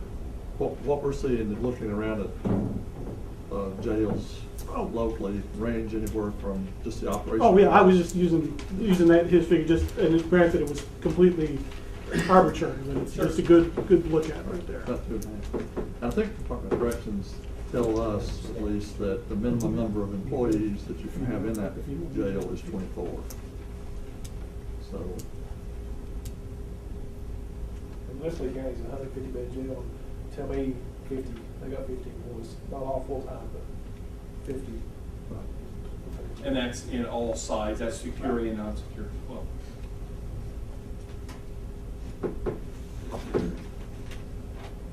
Anybody have any other questions? Did you look at the cost of refurbishing our current jail to current standards? No, we did not. Compared. We did not. You start to look at your existing facility. It's not been used, as a facility. Even the jail standards that came out just a couple years ago, there's some pretty big differences that are in that. Could you look at it? You probably could, but I think you would have to get some variances from the KYDOC for not being able to meet all the standards that are required today. Even in new construction of projects, when they change standards, even if it wasn't in the design, whenever you implemented the design, if they changed the standard during construction, they still want you to bring it up to the current standard for them to be able to support moving in with new occupancy. In our own jail, a 62-bed jail, and we're talking 80%. You're already over 120, 130%. What we're housing daily right now. So you're talking a big expansion there. It's on a hillside. You don't have those lanes that you see in this. So you're more staff, and it's going to cost more money. It's something to know too, just statewide in Kentucky right now. It's not strange to see, or abnormal to see jails that are operating at 170, 180% capacity. I mean, there's a serious jail overcrowding issue in the state. In fact, I was in one county just yesterday, and they told me their jail is at 200%. I mean, they have them packed in like sardines. That's an issue.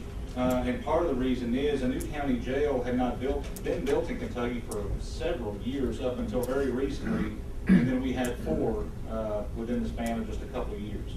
Oldham, Brown, a couple others, and then Grayson now with their expansion.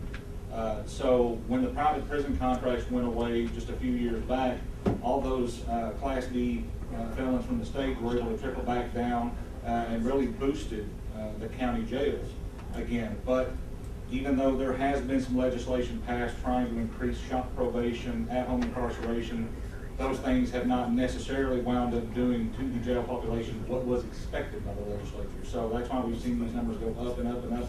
And frankly, the trends don't seem like they're going to be going down anytime soon. So that is all to say that there would be, theoretically, the possibility of bringing in other counties and being able to take in their inmates in your jail, even state inmates as well. Now, you don't want to count on that at the end of the day. You don't want to factor in, oh, we're definitely going to be getting this amount of money. But it is something to consider moving forward, that if you were to build the state standards, you would have that option. Yeah. I think one other thing that's important to note is that whenever you go to the estimate sheet, okay, you need to be very clear on this. You know, this is a 130-bed jail, we'll say $10 million to split the difference.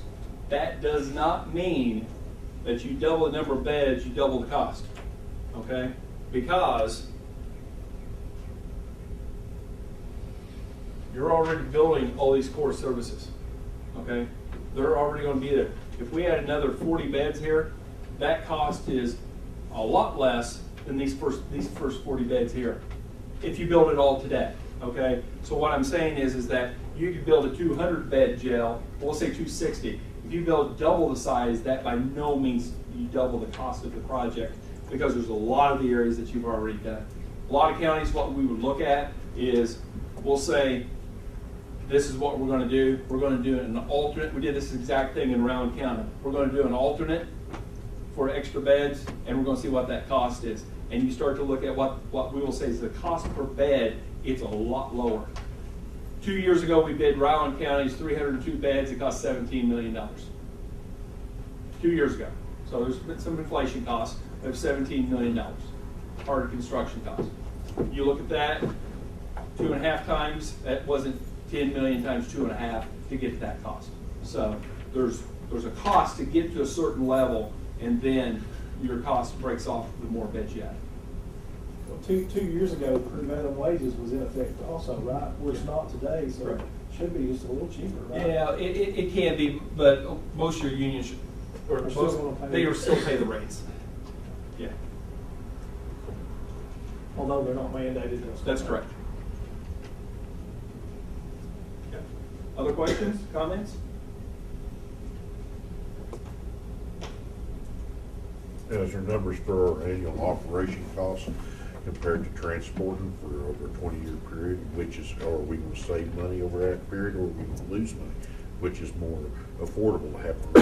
I don't have all the operation costs with me, but we can do some square foot costs and some projections of what some of those numbers are. But really, it's once we determine a size of a facility, that's when really the operation costs are developed, because they can fluctuate quite a bit.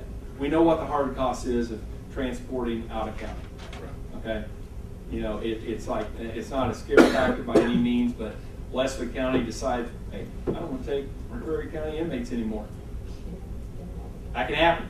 Right. You know, and it has happened in other places. It's been a continuing argument here for a while. Sure, I understand. So that's the reason why I asked. Yeah. Different counties, you know, charge different rates to take on other county inmates, and that's sort of. 30's cheap. Yeah, that's 30's cheap. That's pretty cheap. But when you've got counties like, you know, I don't know right off the top of my head what Leslie County is operating at, but when you're operating at 170% capacity, it becomes to the point you can't take on anybody. And if you are going to take on somebody, well, why wouldn't you try to get the most out of it, because you want to keep up your operation budget? So there's a lot of factors. And then also with transportation, you get into a lot of other issues like safety. I mean, anybody who's working in the jail will tell you that that's the most dangerous time, transporting from one facility to the next. Anything can happen. So those are just, there's some factors that work into this that aren't necessarily monetary in nature. Another factor, like you were saying, transportation, is that we've been very lucky. When you're transporting, a group of prisoners long distances, we're just lucky we have not had a major lawsuit. Because all it takes is a couple of major lawsuits, and then this new jail would have been way more feasible than transporting. And we've just been lucky so far. I've been involved in 2 projects where way before I got there were federal lawsuits, and it was over conditions of confinement in the facilities. And when you have to go, when an owner has to go to a federal court to talk about their existing conditions, it's a real tough discussion to have. And you're not in a situation where you're in that because you don't have a facility. But whenever a federal judge will start to mandate what you do, how you do it, Fiscal Court says we're not going to do it, and they're held in contempt of court and they go to jail. And those costs can just be whatever basically the federal judge mandates. And I've seen it happen. It's unfortunate. And transportation costs are volatile. There's the other issue. You've got to factor in what's going to happen with gas prices. We were lucky to get down below $2 not that long ago in gas, and now we're back up to $2.70 in some places. Or one time we were at $4 a gallon. What's going to happen with that in the meantime? If you start to get more inmates that you're going to have to be transporting, how much are you going to have to hire extra transport officers to actually take them back and forth? Or is your operational cost in an actual facility will be a little more predictable? One other thing is that I showed that $900,000. I'm not sure that really captures all of the costs associated with taking folks to other counties. You've got all of your vehicles, your maintenance, all those types of things, and you wear those out pretty quickly. So there's other little things that need doing, that insurance and other things. My name's Vicki Kidd, and I called DOC and was asking. Thank you very much. Thank you all. Thank you. And we'll kind of pause for 2 or 3 minutes or so to allow them to gather up. I know, I agree with that. Nobody brought their tent or anything or after lunch, did they? Okay. Item number 6, recommend approving the transfer as presented by Mark Sewell, our treasurer. What's the pleasure of the court? I'll make a motion. Have a motion by Magistrate Baird, second by Magistrate Mann. Any questions about the transfers? If not, vote please. Magistrate Perry? Yay. Magistrate Phillips? Yay. Magistrate Mann? Yay. Magistrate Baird? Yay. Judge Stevens? Yay. Item number 7, recommend approving the first reading of budget amendment number 2 as presented by Mark Sewell, our treasurer. What's the pleasure of the court? I'll make the motion, Judge. Have a motion by Magistrate Mann, I'll second. second by Magistrate Baird. Any questions? Vote please. Magistrate Perry? Yay. Magistrate Phillips? Yay. Magistrate Mann? Yay. Magistrate Baird? Yay. Judge Stevens? Yay.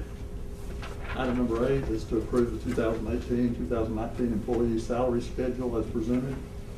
What's the pleasure of the court?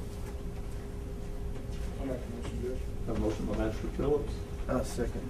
second by Magistrate Baird. Any questions? Is all these things? Yes. We had to change a few, like where some of the ambulance service employees have gone from. That middle section, the advance. Is that what you're Yes, saying? Okay. about that one. Everything else is the same. Oh, the advanced level you go down? Numbers of people that are in those, we've adjusted that to include them. Okay. Vote please. Magistrate Mann? Yay. Magistrate Baird? Yay. Magistrate Perry? Yay. Magistrate Phillips? Yay. Judge Stevens? Yay. Item number 9, I recommend approving the first reading of fiscal year 2018-2019 budget. What's the pleasure of the court? I'll make a motion, Judge. Have a motion by Magistrate Baird, I'll second. second by Magistrate Mann. Any questions? Okay. If not, vote please. Magistrate Phillips. Yay. Magistrate Mann. Yay. Magistrate Baird. Yay. Magistrate Perry. Yay. Judge Stevens. Yay. Item number 10, approve the mutual aid agreement for sharing of equipment between the McCreary County Board of Education and McCreary County Fiscal Court. What's the pleasure of the court? I'll make a motion, Judge. A motion by Magistrate Phillips. I'll second. Second by Magistrate Baird. Any questions? Judge, you might want to explain what this is to everybody. Okay, this is a lot of times there's equipment that our road department or the county has that the school system needs and vice versa. And this just makes it a legal agreement between the two entities where we can actually share use of that equipment for need. I don't know if I explained that well enough or not. Well, I mean, it's like they'll use the roller to roll the baseball field, football field, and then, you know, the county will need the bucket truck. I mean, it's just to share that way, each person doesn't have to buy that amount of equipment. Just Right. saves both. I mean, if you only need it occasionally to have to buy a big piece of equipment like that, it's pretty cost prohibitive. This is just a good way to be a good neighbor and work together. So. Keeps a lot of fuss in them, but Right. Well, that too. Okay, we have a motion and a second. I guess the vote, please. Magistrate Mann. Yay. Magistrate Baird. Yay. Magistrate Perry. Yay. Magistrate Phillips. Yay. Judge Stevens. Yay. Glasses on for this one. Item number 11 is to approve the County Road Aid Cooperative Program Agreement and Resolution with the Transportation Cabinet for fiscal year 2018 and 19 in the amount of $1,234,399.03. What's the pleasure of the court? Make a motion. Have a motion by Magistrate Perry, I'll second. second by Magistrate Phillips. Any questions, any comments? Okay, if not, the vote please. Magistrate Baird. Yay. Magistrate Perry. Yay. Magistrate Phillips. Yay. Magistrate Mann. Yay. Judge Stevens. Yay. Item number 12 is to approve the County Road Aid Cooperative Agreement and Resolutions with the Transportation Cabinet for unincorporated urban places. This is for Whitley City in the amount of $23,392.73. For Stearns in the amount of $28,311.20. And Pine Knot for the amount of $32,409.92. What's the pleasure of the court? I'll make a motion. A motion by Magistrate Baird, Second. second by Magistrate Perry. What this is, in most counties, the cities give additional monies from the Transportation Cabinet to do maintenance and repair and upgrade roads. And we don't have any incorporated cities in McCreary County, as you all well know. So several years ago, they worked out an agreement with us for that we could partake of some of that same kind of funding, even though we did not have an incorporated city. So that's what that's all about. So any other questions, comments? Okay, vote please. Magistrate Phillips. Yay. Magistrate Mann. Yay. Magistrate Baird. Yay. Magistrate Perry. Yay. Judge Stevens. Yay. Item number 13 is to add Edgewood Road to County Road Inventory for request of Dustin Baird, Magistrate District 4. What's the pleasure of the court? I'll make a motion, Judge. A motion by Magistrate Baird, I'll second it. second by Magistrate Mann. Any questions?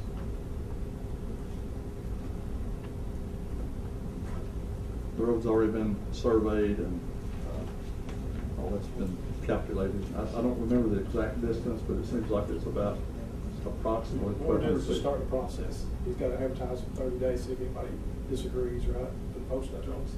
Yeah, do you have to do that for adding? I know you did for taking one off. You can do it same way. So we'll do that. Okay, starting the process. Have a motion and a second to do that. Let's vote, please. Magistrate Perry. Yay. Magistrate Phillips. Yay. Magistrate Mann. Yay. Magistrate Baird. Yay. Judge Stevens. Yay. Hey, Judge, also on that road, we'll have to, when it's done, it's going to be made known that it'll probably change some addresses out there. Right. Because I know we had an issue with the first guy on the right out there at one time about his address and road we in. Yeah, that's part of the advertising. He's put that in there. That way, we can have a hearing on it. People I don't know how disagree. much we'll change it, but it will change the addresses out there. Right. Okay. Yeah, anytime you add a new road or change the name, it changes addresses. So. Okay, item number 14 is to surplus 18.04 acres of county property off Robert Neal Road and advertise for bids. Per request of Jason Mann, District 3 Magistrate. What's the pleasure of the court? I make a motion, Judge. Motion by Magistrate Mann, I'll second. second by Magistrate Baird. Any questions? Is this just the whole area out there? Has it been, Well, has it been surveyed? yeah, It has been surveyed. Yeah. And it's not the entire area. It's part of the property that is, includes the sewage treatment plant and all that out. Is it well marked where people can look at it? Yes, it's been marked. it's basically hollow, from trees and stuff. The Besides- only is it clear, both sides of the road? no, it's just one side that I know of, right? I thought there was a little part on that other side. There is a part on the other side. Well, I don't know if that's included. Is that included on this? It should be. Well, I'll double check, make sure. But the reality is, I mean, that's property that's not really needed relative to the sewage treatment plant and all the work that they do out there. So that would be a portion of that on this end of that overall piece of property that would be able to surplus and put out of county property back onto the tax rolls. Okay. Vote, please. Magistrate Phillips. Yay. Magistrate Mann. Yay. Magistrate Baird. Yay. Magistrate Perry. Yay. Judge Stevens. Yay. Judge, I just have one other question. You just gonna advertise in the paper, or how you gonna do that? Yes, I'll advertise in the For paper. 30 days or something? I'll advertise it, and we'll just have, if anybody's interested in bidding on that, I'll let them know the process. It'll have to be a sealed bid, and it'll be received here at the courthouse by 4 o'clock on the Thursday of the next fiscal court meeting. So it's gonna be bid between now and next month? Yes. That's what you're saying? Yes. And Roger, just so you know that when they bid in the paper, it goes to the state KPA website, so it is actually statewide. Right. Anytime they do that process, yeah. I was really more concerned on timeline. Okay. Item number 15 is to approve hiring Josh Phillips as County Road Department worker at a pay rate of $10 per hour, be effective once administrative code requirements are met. Josh will fill the position left by Jason Strong, and this is per request of Roger Moore, the road supervisor. What's the pleasure of the court? I make a motion, Judge. Motion by Magistrate Mann, I'll second the motion, Judge. Okay, But second I by also Magistrate add, Phillips. he's not Not related to you? Not related to me. Okay. So we have a motion and a second. Any questions or comments? Okay, if not, vote please. Magistrate Baird. Yay. Magistrate Perry. Yay. Magistrate Phillips. Yay. Magistrate Mann. Yay. Judge Stevens. Yay. Item number 16 is to approve hiring John Epperson as a PRN EMT at a pay rate of $10.35 per hour. John will fill the position left by PRN Advanced EMT Chris Asher. This is per request of Jimmy Barnett. I'd also like to advise, like last month, a guy got his certification in advanced EMT, and we moved him up.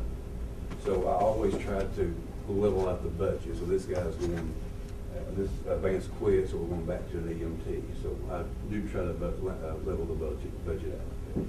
And we appreciate that. I'll make a motion, Judge. That's a motion by Magistrate Phillips. I'll second. Second by Magistrate Baird. Any further questions? Okay, vote please. Magistrate Mann. Yay. Magistrate Baird. Yay. Magistrate Perry. Yay. Magistrate Phillips. Yay. Judge Stevens. Yay. Item number 17 is to approve hiring Larry Henry as a PRN dispatcher at a pay rate of $9.37 per hour. Larry will be filling the position left by Dustin Miller. And this is per request of Jimmy Barnett, the 911 director. It's a pleasure of the court. I'll make a motion, Judge. Have a motion by Magistrate Baird. Second by Magistrate Perry. Any questions? Vote please. Magistrate Phillips. Yay. Magistrate Mann. Yay. Magistrate Baird. Yay. Magistrate Perry. Yay. Judge Stevens. Yay. Item number 18 is approved moving Tilford Barger, I think, am I pronouncing that right? Yes. Barger, from PRN paramedic at $14.03 per hour to full-time paramedic at $14.03 per hour. And Tilford will be filling the position left by Amy Barnett, per request of Jimmy Barnett. What's the pleasure of the court? I'll make a motion, Judge. Have a motion by Magistrate Mann, second by Magistrate Phillips. Any questions? Okay, vote please. Magistrate Baird? Yay. Magistrate Perry? Yay. Magistrate Phillips? Yay. Magistrate Mann? Yay. Judge Stevens? Yay. Item number 19 is to approve hiring Amber Sima to replace Brandy Ball as County Attorney Secretary at a pay rate of $10.93 per hour, to be retroactive to May the 1st. This is per request of Conley Cheney, our county attorney. What's the pleasure of the court? I'll make a motion, Judge. Have a motion by Magistrate Mann, second by Magistrate Phillips. Any questions? Vote please. Magistrate Perry? Yay. Magistrate Phillips? Yay. Magistrate Mann? Yay. Magistrate Baird? Yay. Judge Stevens? Yay. Item number 20 is to approve hiring Ricky Duncan as a part-time transportation officer at a pay rate of $13.50 per hour, and that's 4 hours per transport, at a maximum of 24 hours per week. This is per request of Jesse Hatfield, the jailer, chief transport officer. What's the pleasure of the court? I'll make a motion, Judge. A motion by Magistrate Mann, second by Magistrate Perry. Any questions? Vote please. Magistrate Baird? Yay. Magistrate Perry? Yay. Magistrate Phillips? Yay. Magistrate Mann? Yay. Judge Stevens? Yay. Item number 21 is to approve the pay rate increase for Ken Strunk, the PRN park laborer, from $7.25 per hour to $8.25 per hour for a maximum of 24 hours per week. Mr. Strunk's job duties have been increased to include the McCreary County Park, and this is per request of the Park Board. When he was first hired on, he worked for quite some time as a Experienced Works, now Goodwill is the name of the group, and he was paid minimum wage and worked 18 hours. Basically, when we chose sometime back to hire him, we just moved him over to the county at that minimum wage hour, and he typically had been working 18 hours like he had before.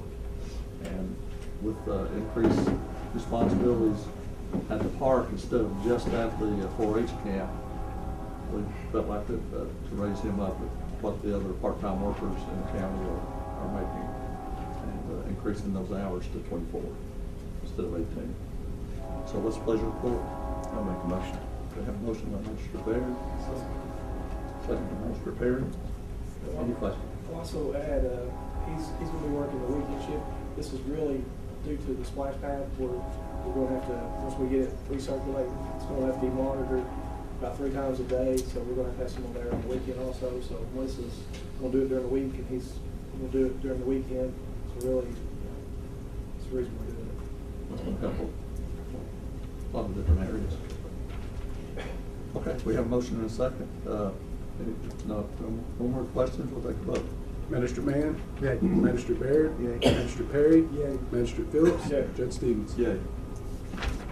Item number 22 is to approve the appointment of Greg Burdine to the McCreary County Tourism and Convention Commission. Greg will be replacing Jason Mann, but Jason would remain on the board as a non-voting member. What's the pleasure of the court?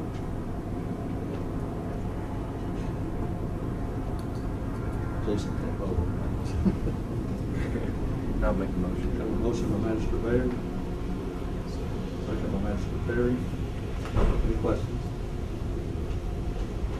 Okay, vote please. Magistrate Phillips? Yep. You abstain? Oh, shit. And Magistrate Baird? Yay. Magistrate Perry? Yay. Judge Stevens? Yay. Item number 23 is to approve hiring Dalton Cassida as part-time maintenance worker at $8.40 per hour. Dalton is filling the position left by Ronald Clark. This is per request of Rick Stevens, our maintenance tech. What's the pleasure of the court? I'll make a motion, Judge. A motion by Magistrate Mann, Second. second by Magistrate Perry. Any questions?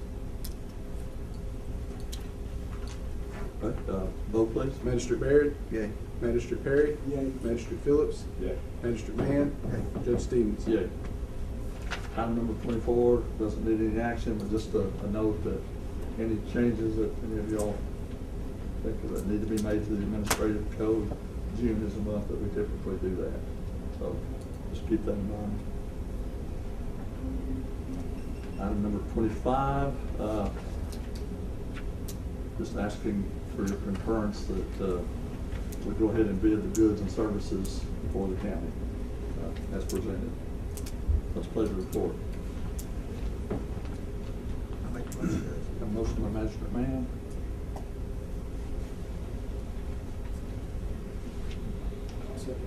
Second by Magistrate Phillips. Now, we'll add that in addition to our normal services and goods, this time I've also included a 20-panel drug test in addition to the regular 12-panel. And with that information that we get back, it'll help us to be able to evaluate the cost versus potential savings on our insurance by being, what's it called? Not work ready, but It's a 5% savings, it's basically. on our insurance costs through CAECO. Okay. So, any questions or any further comments? Okay, vote please. Magistrate Perry? Yay. Magistrate Phillips? Yay. Magistrate Mann? Yay. Magistrate Baird? Yay. Judge Stevens? Item number 26, if any of the court members have questions of the department heads that are present, could you ask those at this point? I had one question for Stephanie. Are you using the collection agency now on the old occupational, on the occupational tax? I've submitted out about 4. I called and they're still waiting on lawyers to tell them how to proceed with it. He said he'd get back with me, email or call me, let me know what their progress is. When you say 4, how many do you have? Oh, I don't think it's 76 or something like that, maybe. and once you find out it's legal, we're gonna throw all 76 in there. Yeah. I don't want to spend all the time putting them all in and just find out that they can't do it or won't do it. Okay. Jimmy talks with him pretty regular. You think you can brush him up on that, Jimmy? Yep. Yeah. Any other questions for any of the other department heads?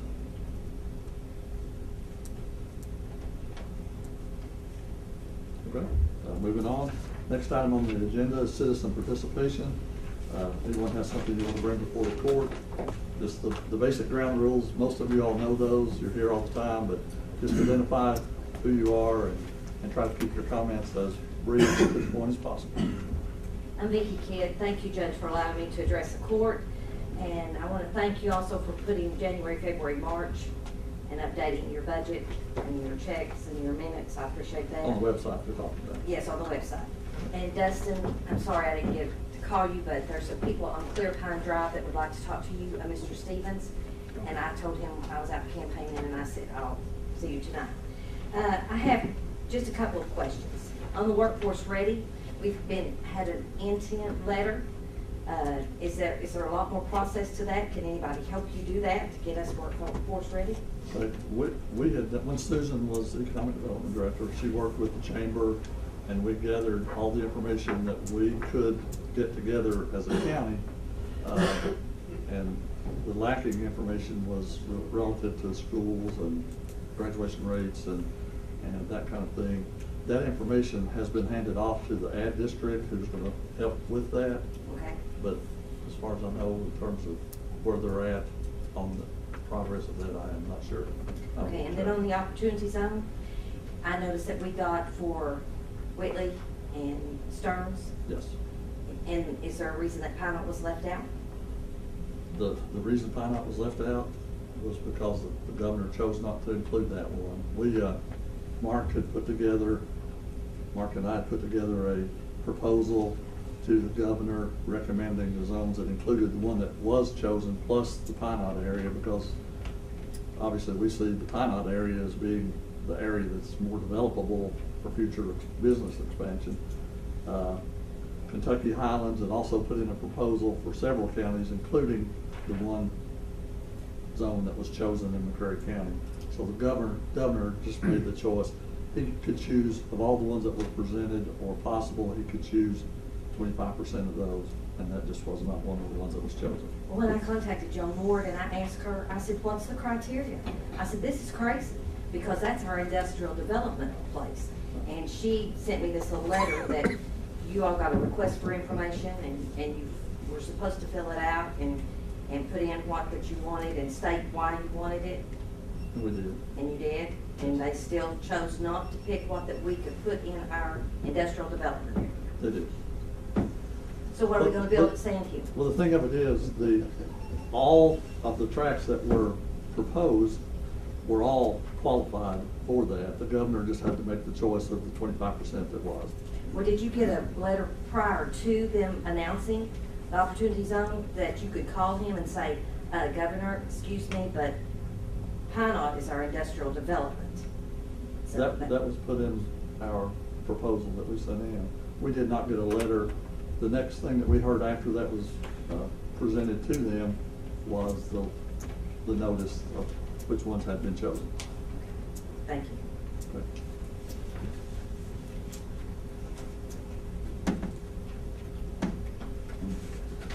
This is Derek Jones. I've been doing some research. I contacted you the other day regarding this grant.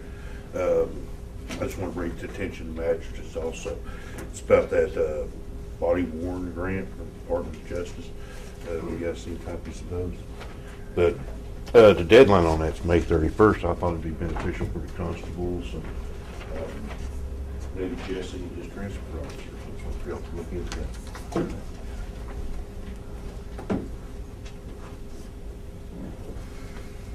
Anyone else? I have a question. I'm Lisa Gilreath. I have a question about the county extension office. I know that's been brought up to close, and I just wonder, where are we on that? Is there any hope of holding it, keeping it open so it's active in our community? I work for the school system, and it's one of the positive things we have in our county for our kids, and it benefits a lot of kids. I understand. There's a lot of farmers that don't speak up, but we're just four of the few that happen to show up.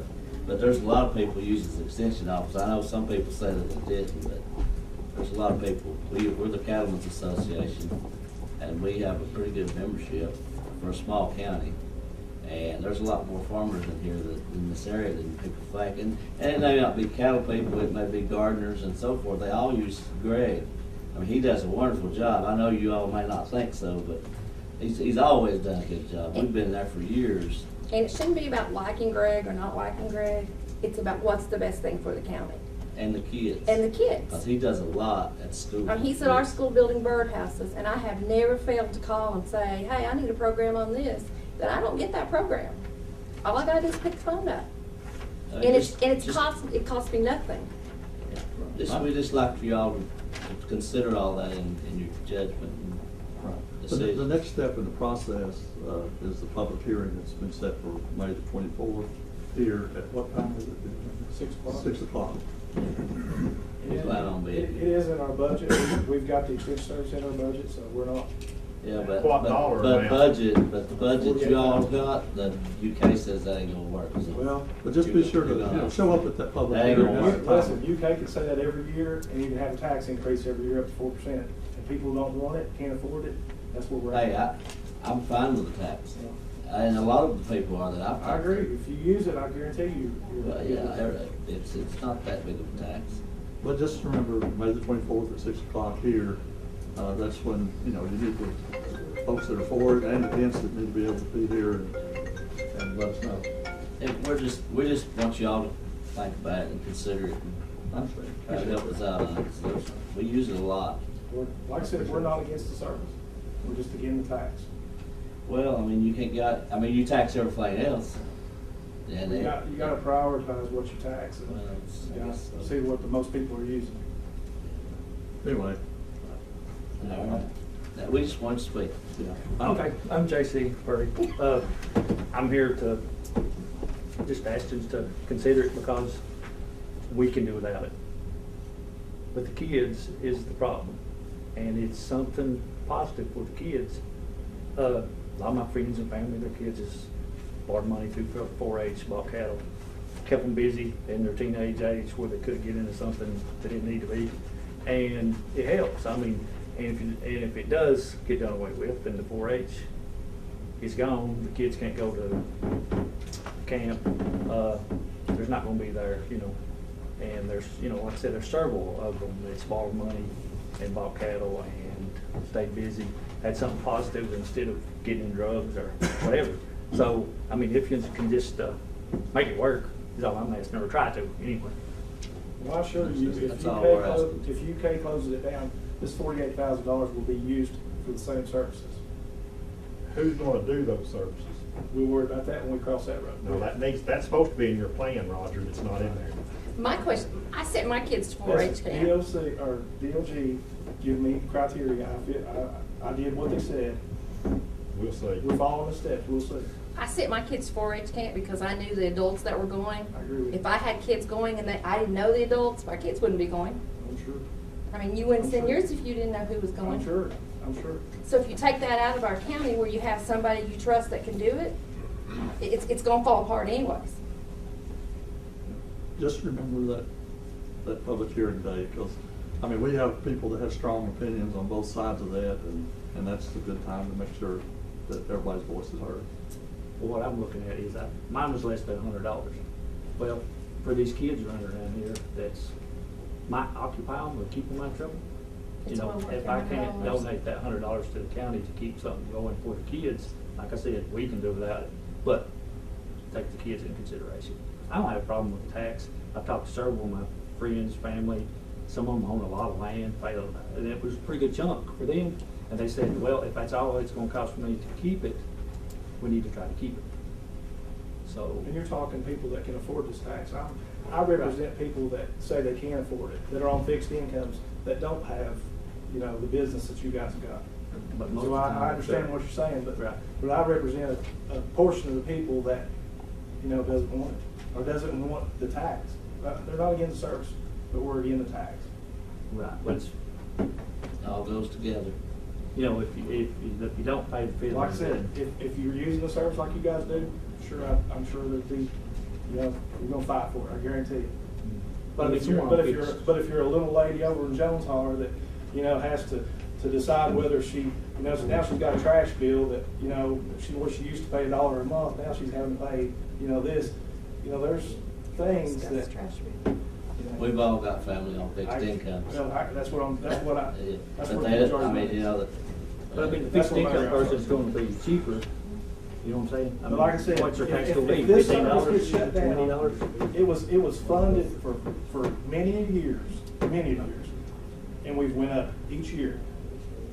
To cost 4 times that amount now is bullcrap. Okay, I'll say it again, just remember that hearing on May the 24th at 6 o'clock. And I'll stand if I'm the only one that does stand. Everything's increased. Every year, everything increases. I mean, obviously, if anybody's been here knows that I'm one of the ones on the court in favor of And I keeping mean, it as it if is. the tax, you know, I think they submitted a proposal to do a lesser tax. There actually have not been a proposal, but that's. Was that you not know, a mentioned somewhere? compromise. Did I read that somewhere? Yeah, we would have to, if we were to be able to do a compromise of a lesser tax, then that would require people that, you know, other than just one person on this fiscal court being, you know, for doing something like that. But when you But it would have to mention sit compromise- down at the board meeting with the extension board, if it gets to that point where we can actually work out a compromise. But when you mentioned the compromise a few months back, Judge, none of the magistrates were interested. Right.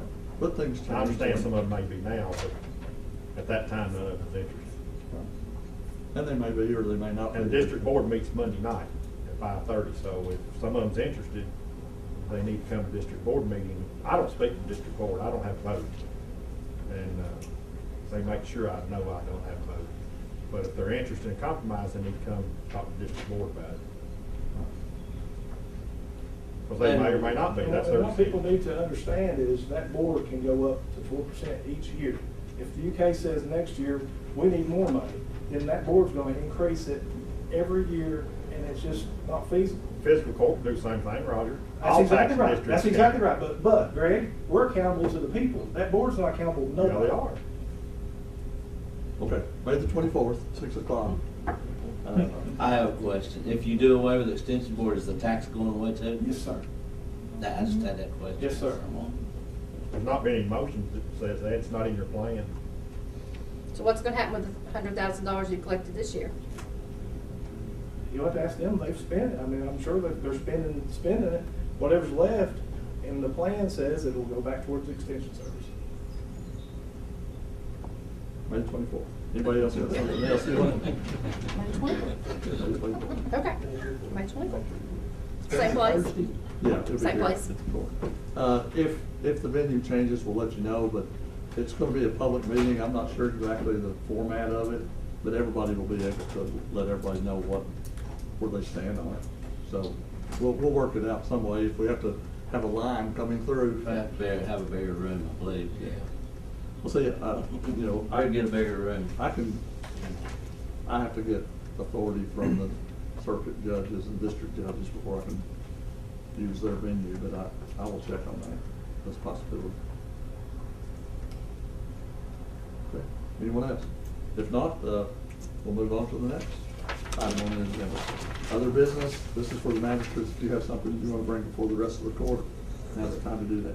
Judge, I just want to say, I'm going to make a motion that we get this feasibility study to our Kentucky Department of Corrections, let them look at it, before we can get, I'm sure they're going to say 150-bed jail, but that way we can get to the financial side of it, that way we can see where we're at. Okay. Present to Division of Local Facilities and ask for their input on the local. Okay. Have a motion by Magistrate Phillips to present that feasibility study to the Department of Corrections in Frankfurt to determine how we proceed. Second. Second by Magistrate Baker. Any other comments? Okay, vote please. Magistrate Mann? Yay. Magistrate Baird? Yay. Magistrate Perry? Yay. Magistrate Phillips? Yeah. Judge Stevens? Yeah.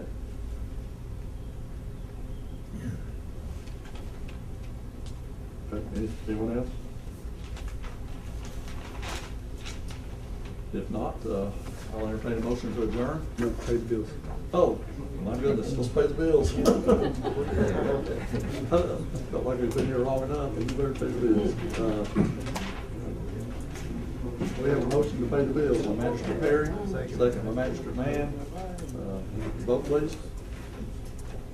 Magistrate Phillips? Yay. Magistrate Mann? Yay. Magistrate Baird? Yay. Magistrate Perry? Yay. Judge Stevens? Yeah, I think people would not be happy to wait another month for the payments, so thank you all. Okay, I'll entertain a motion to adjourn. A motion by Magistrate Perry, second by Magistrate Phillips, all in favor? Thank you all.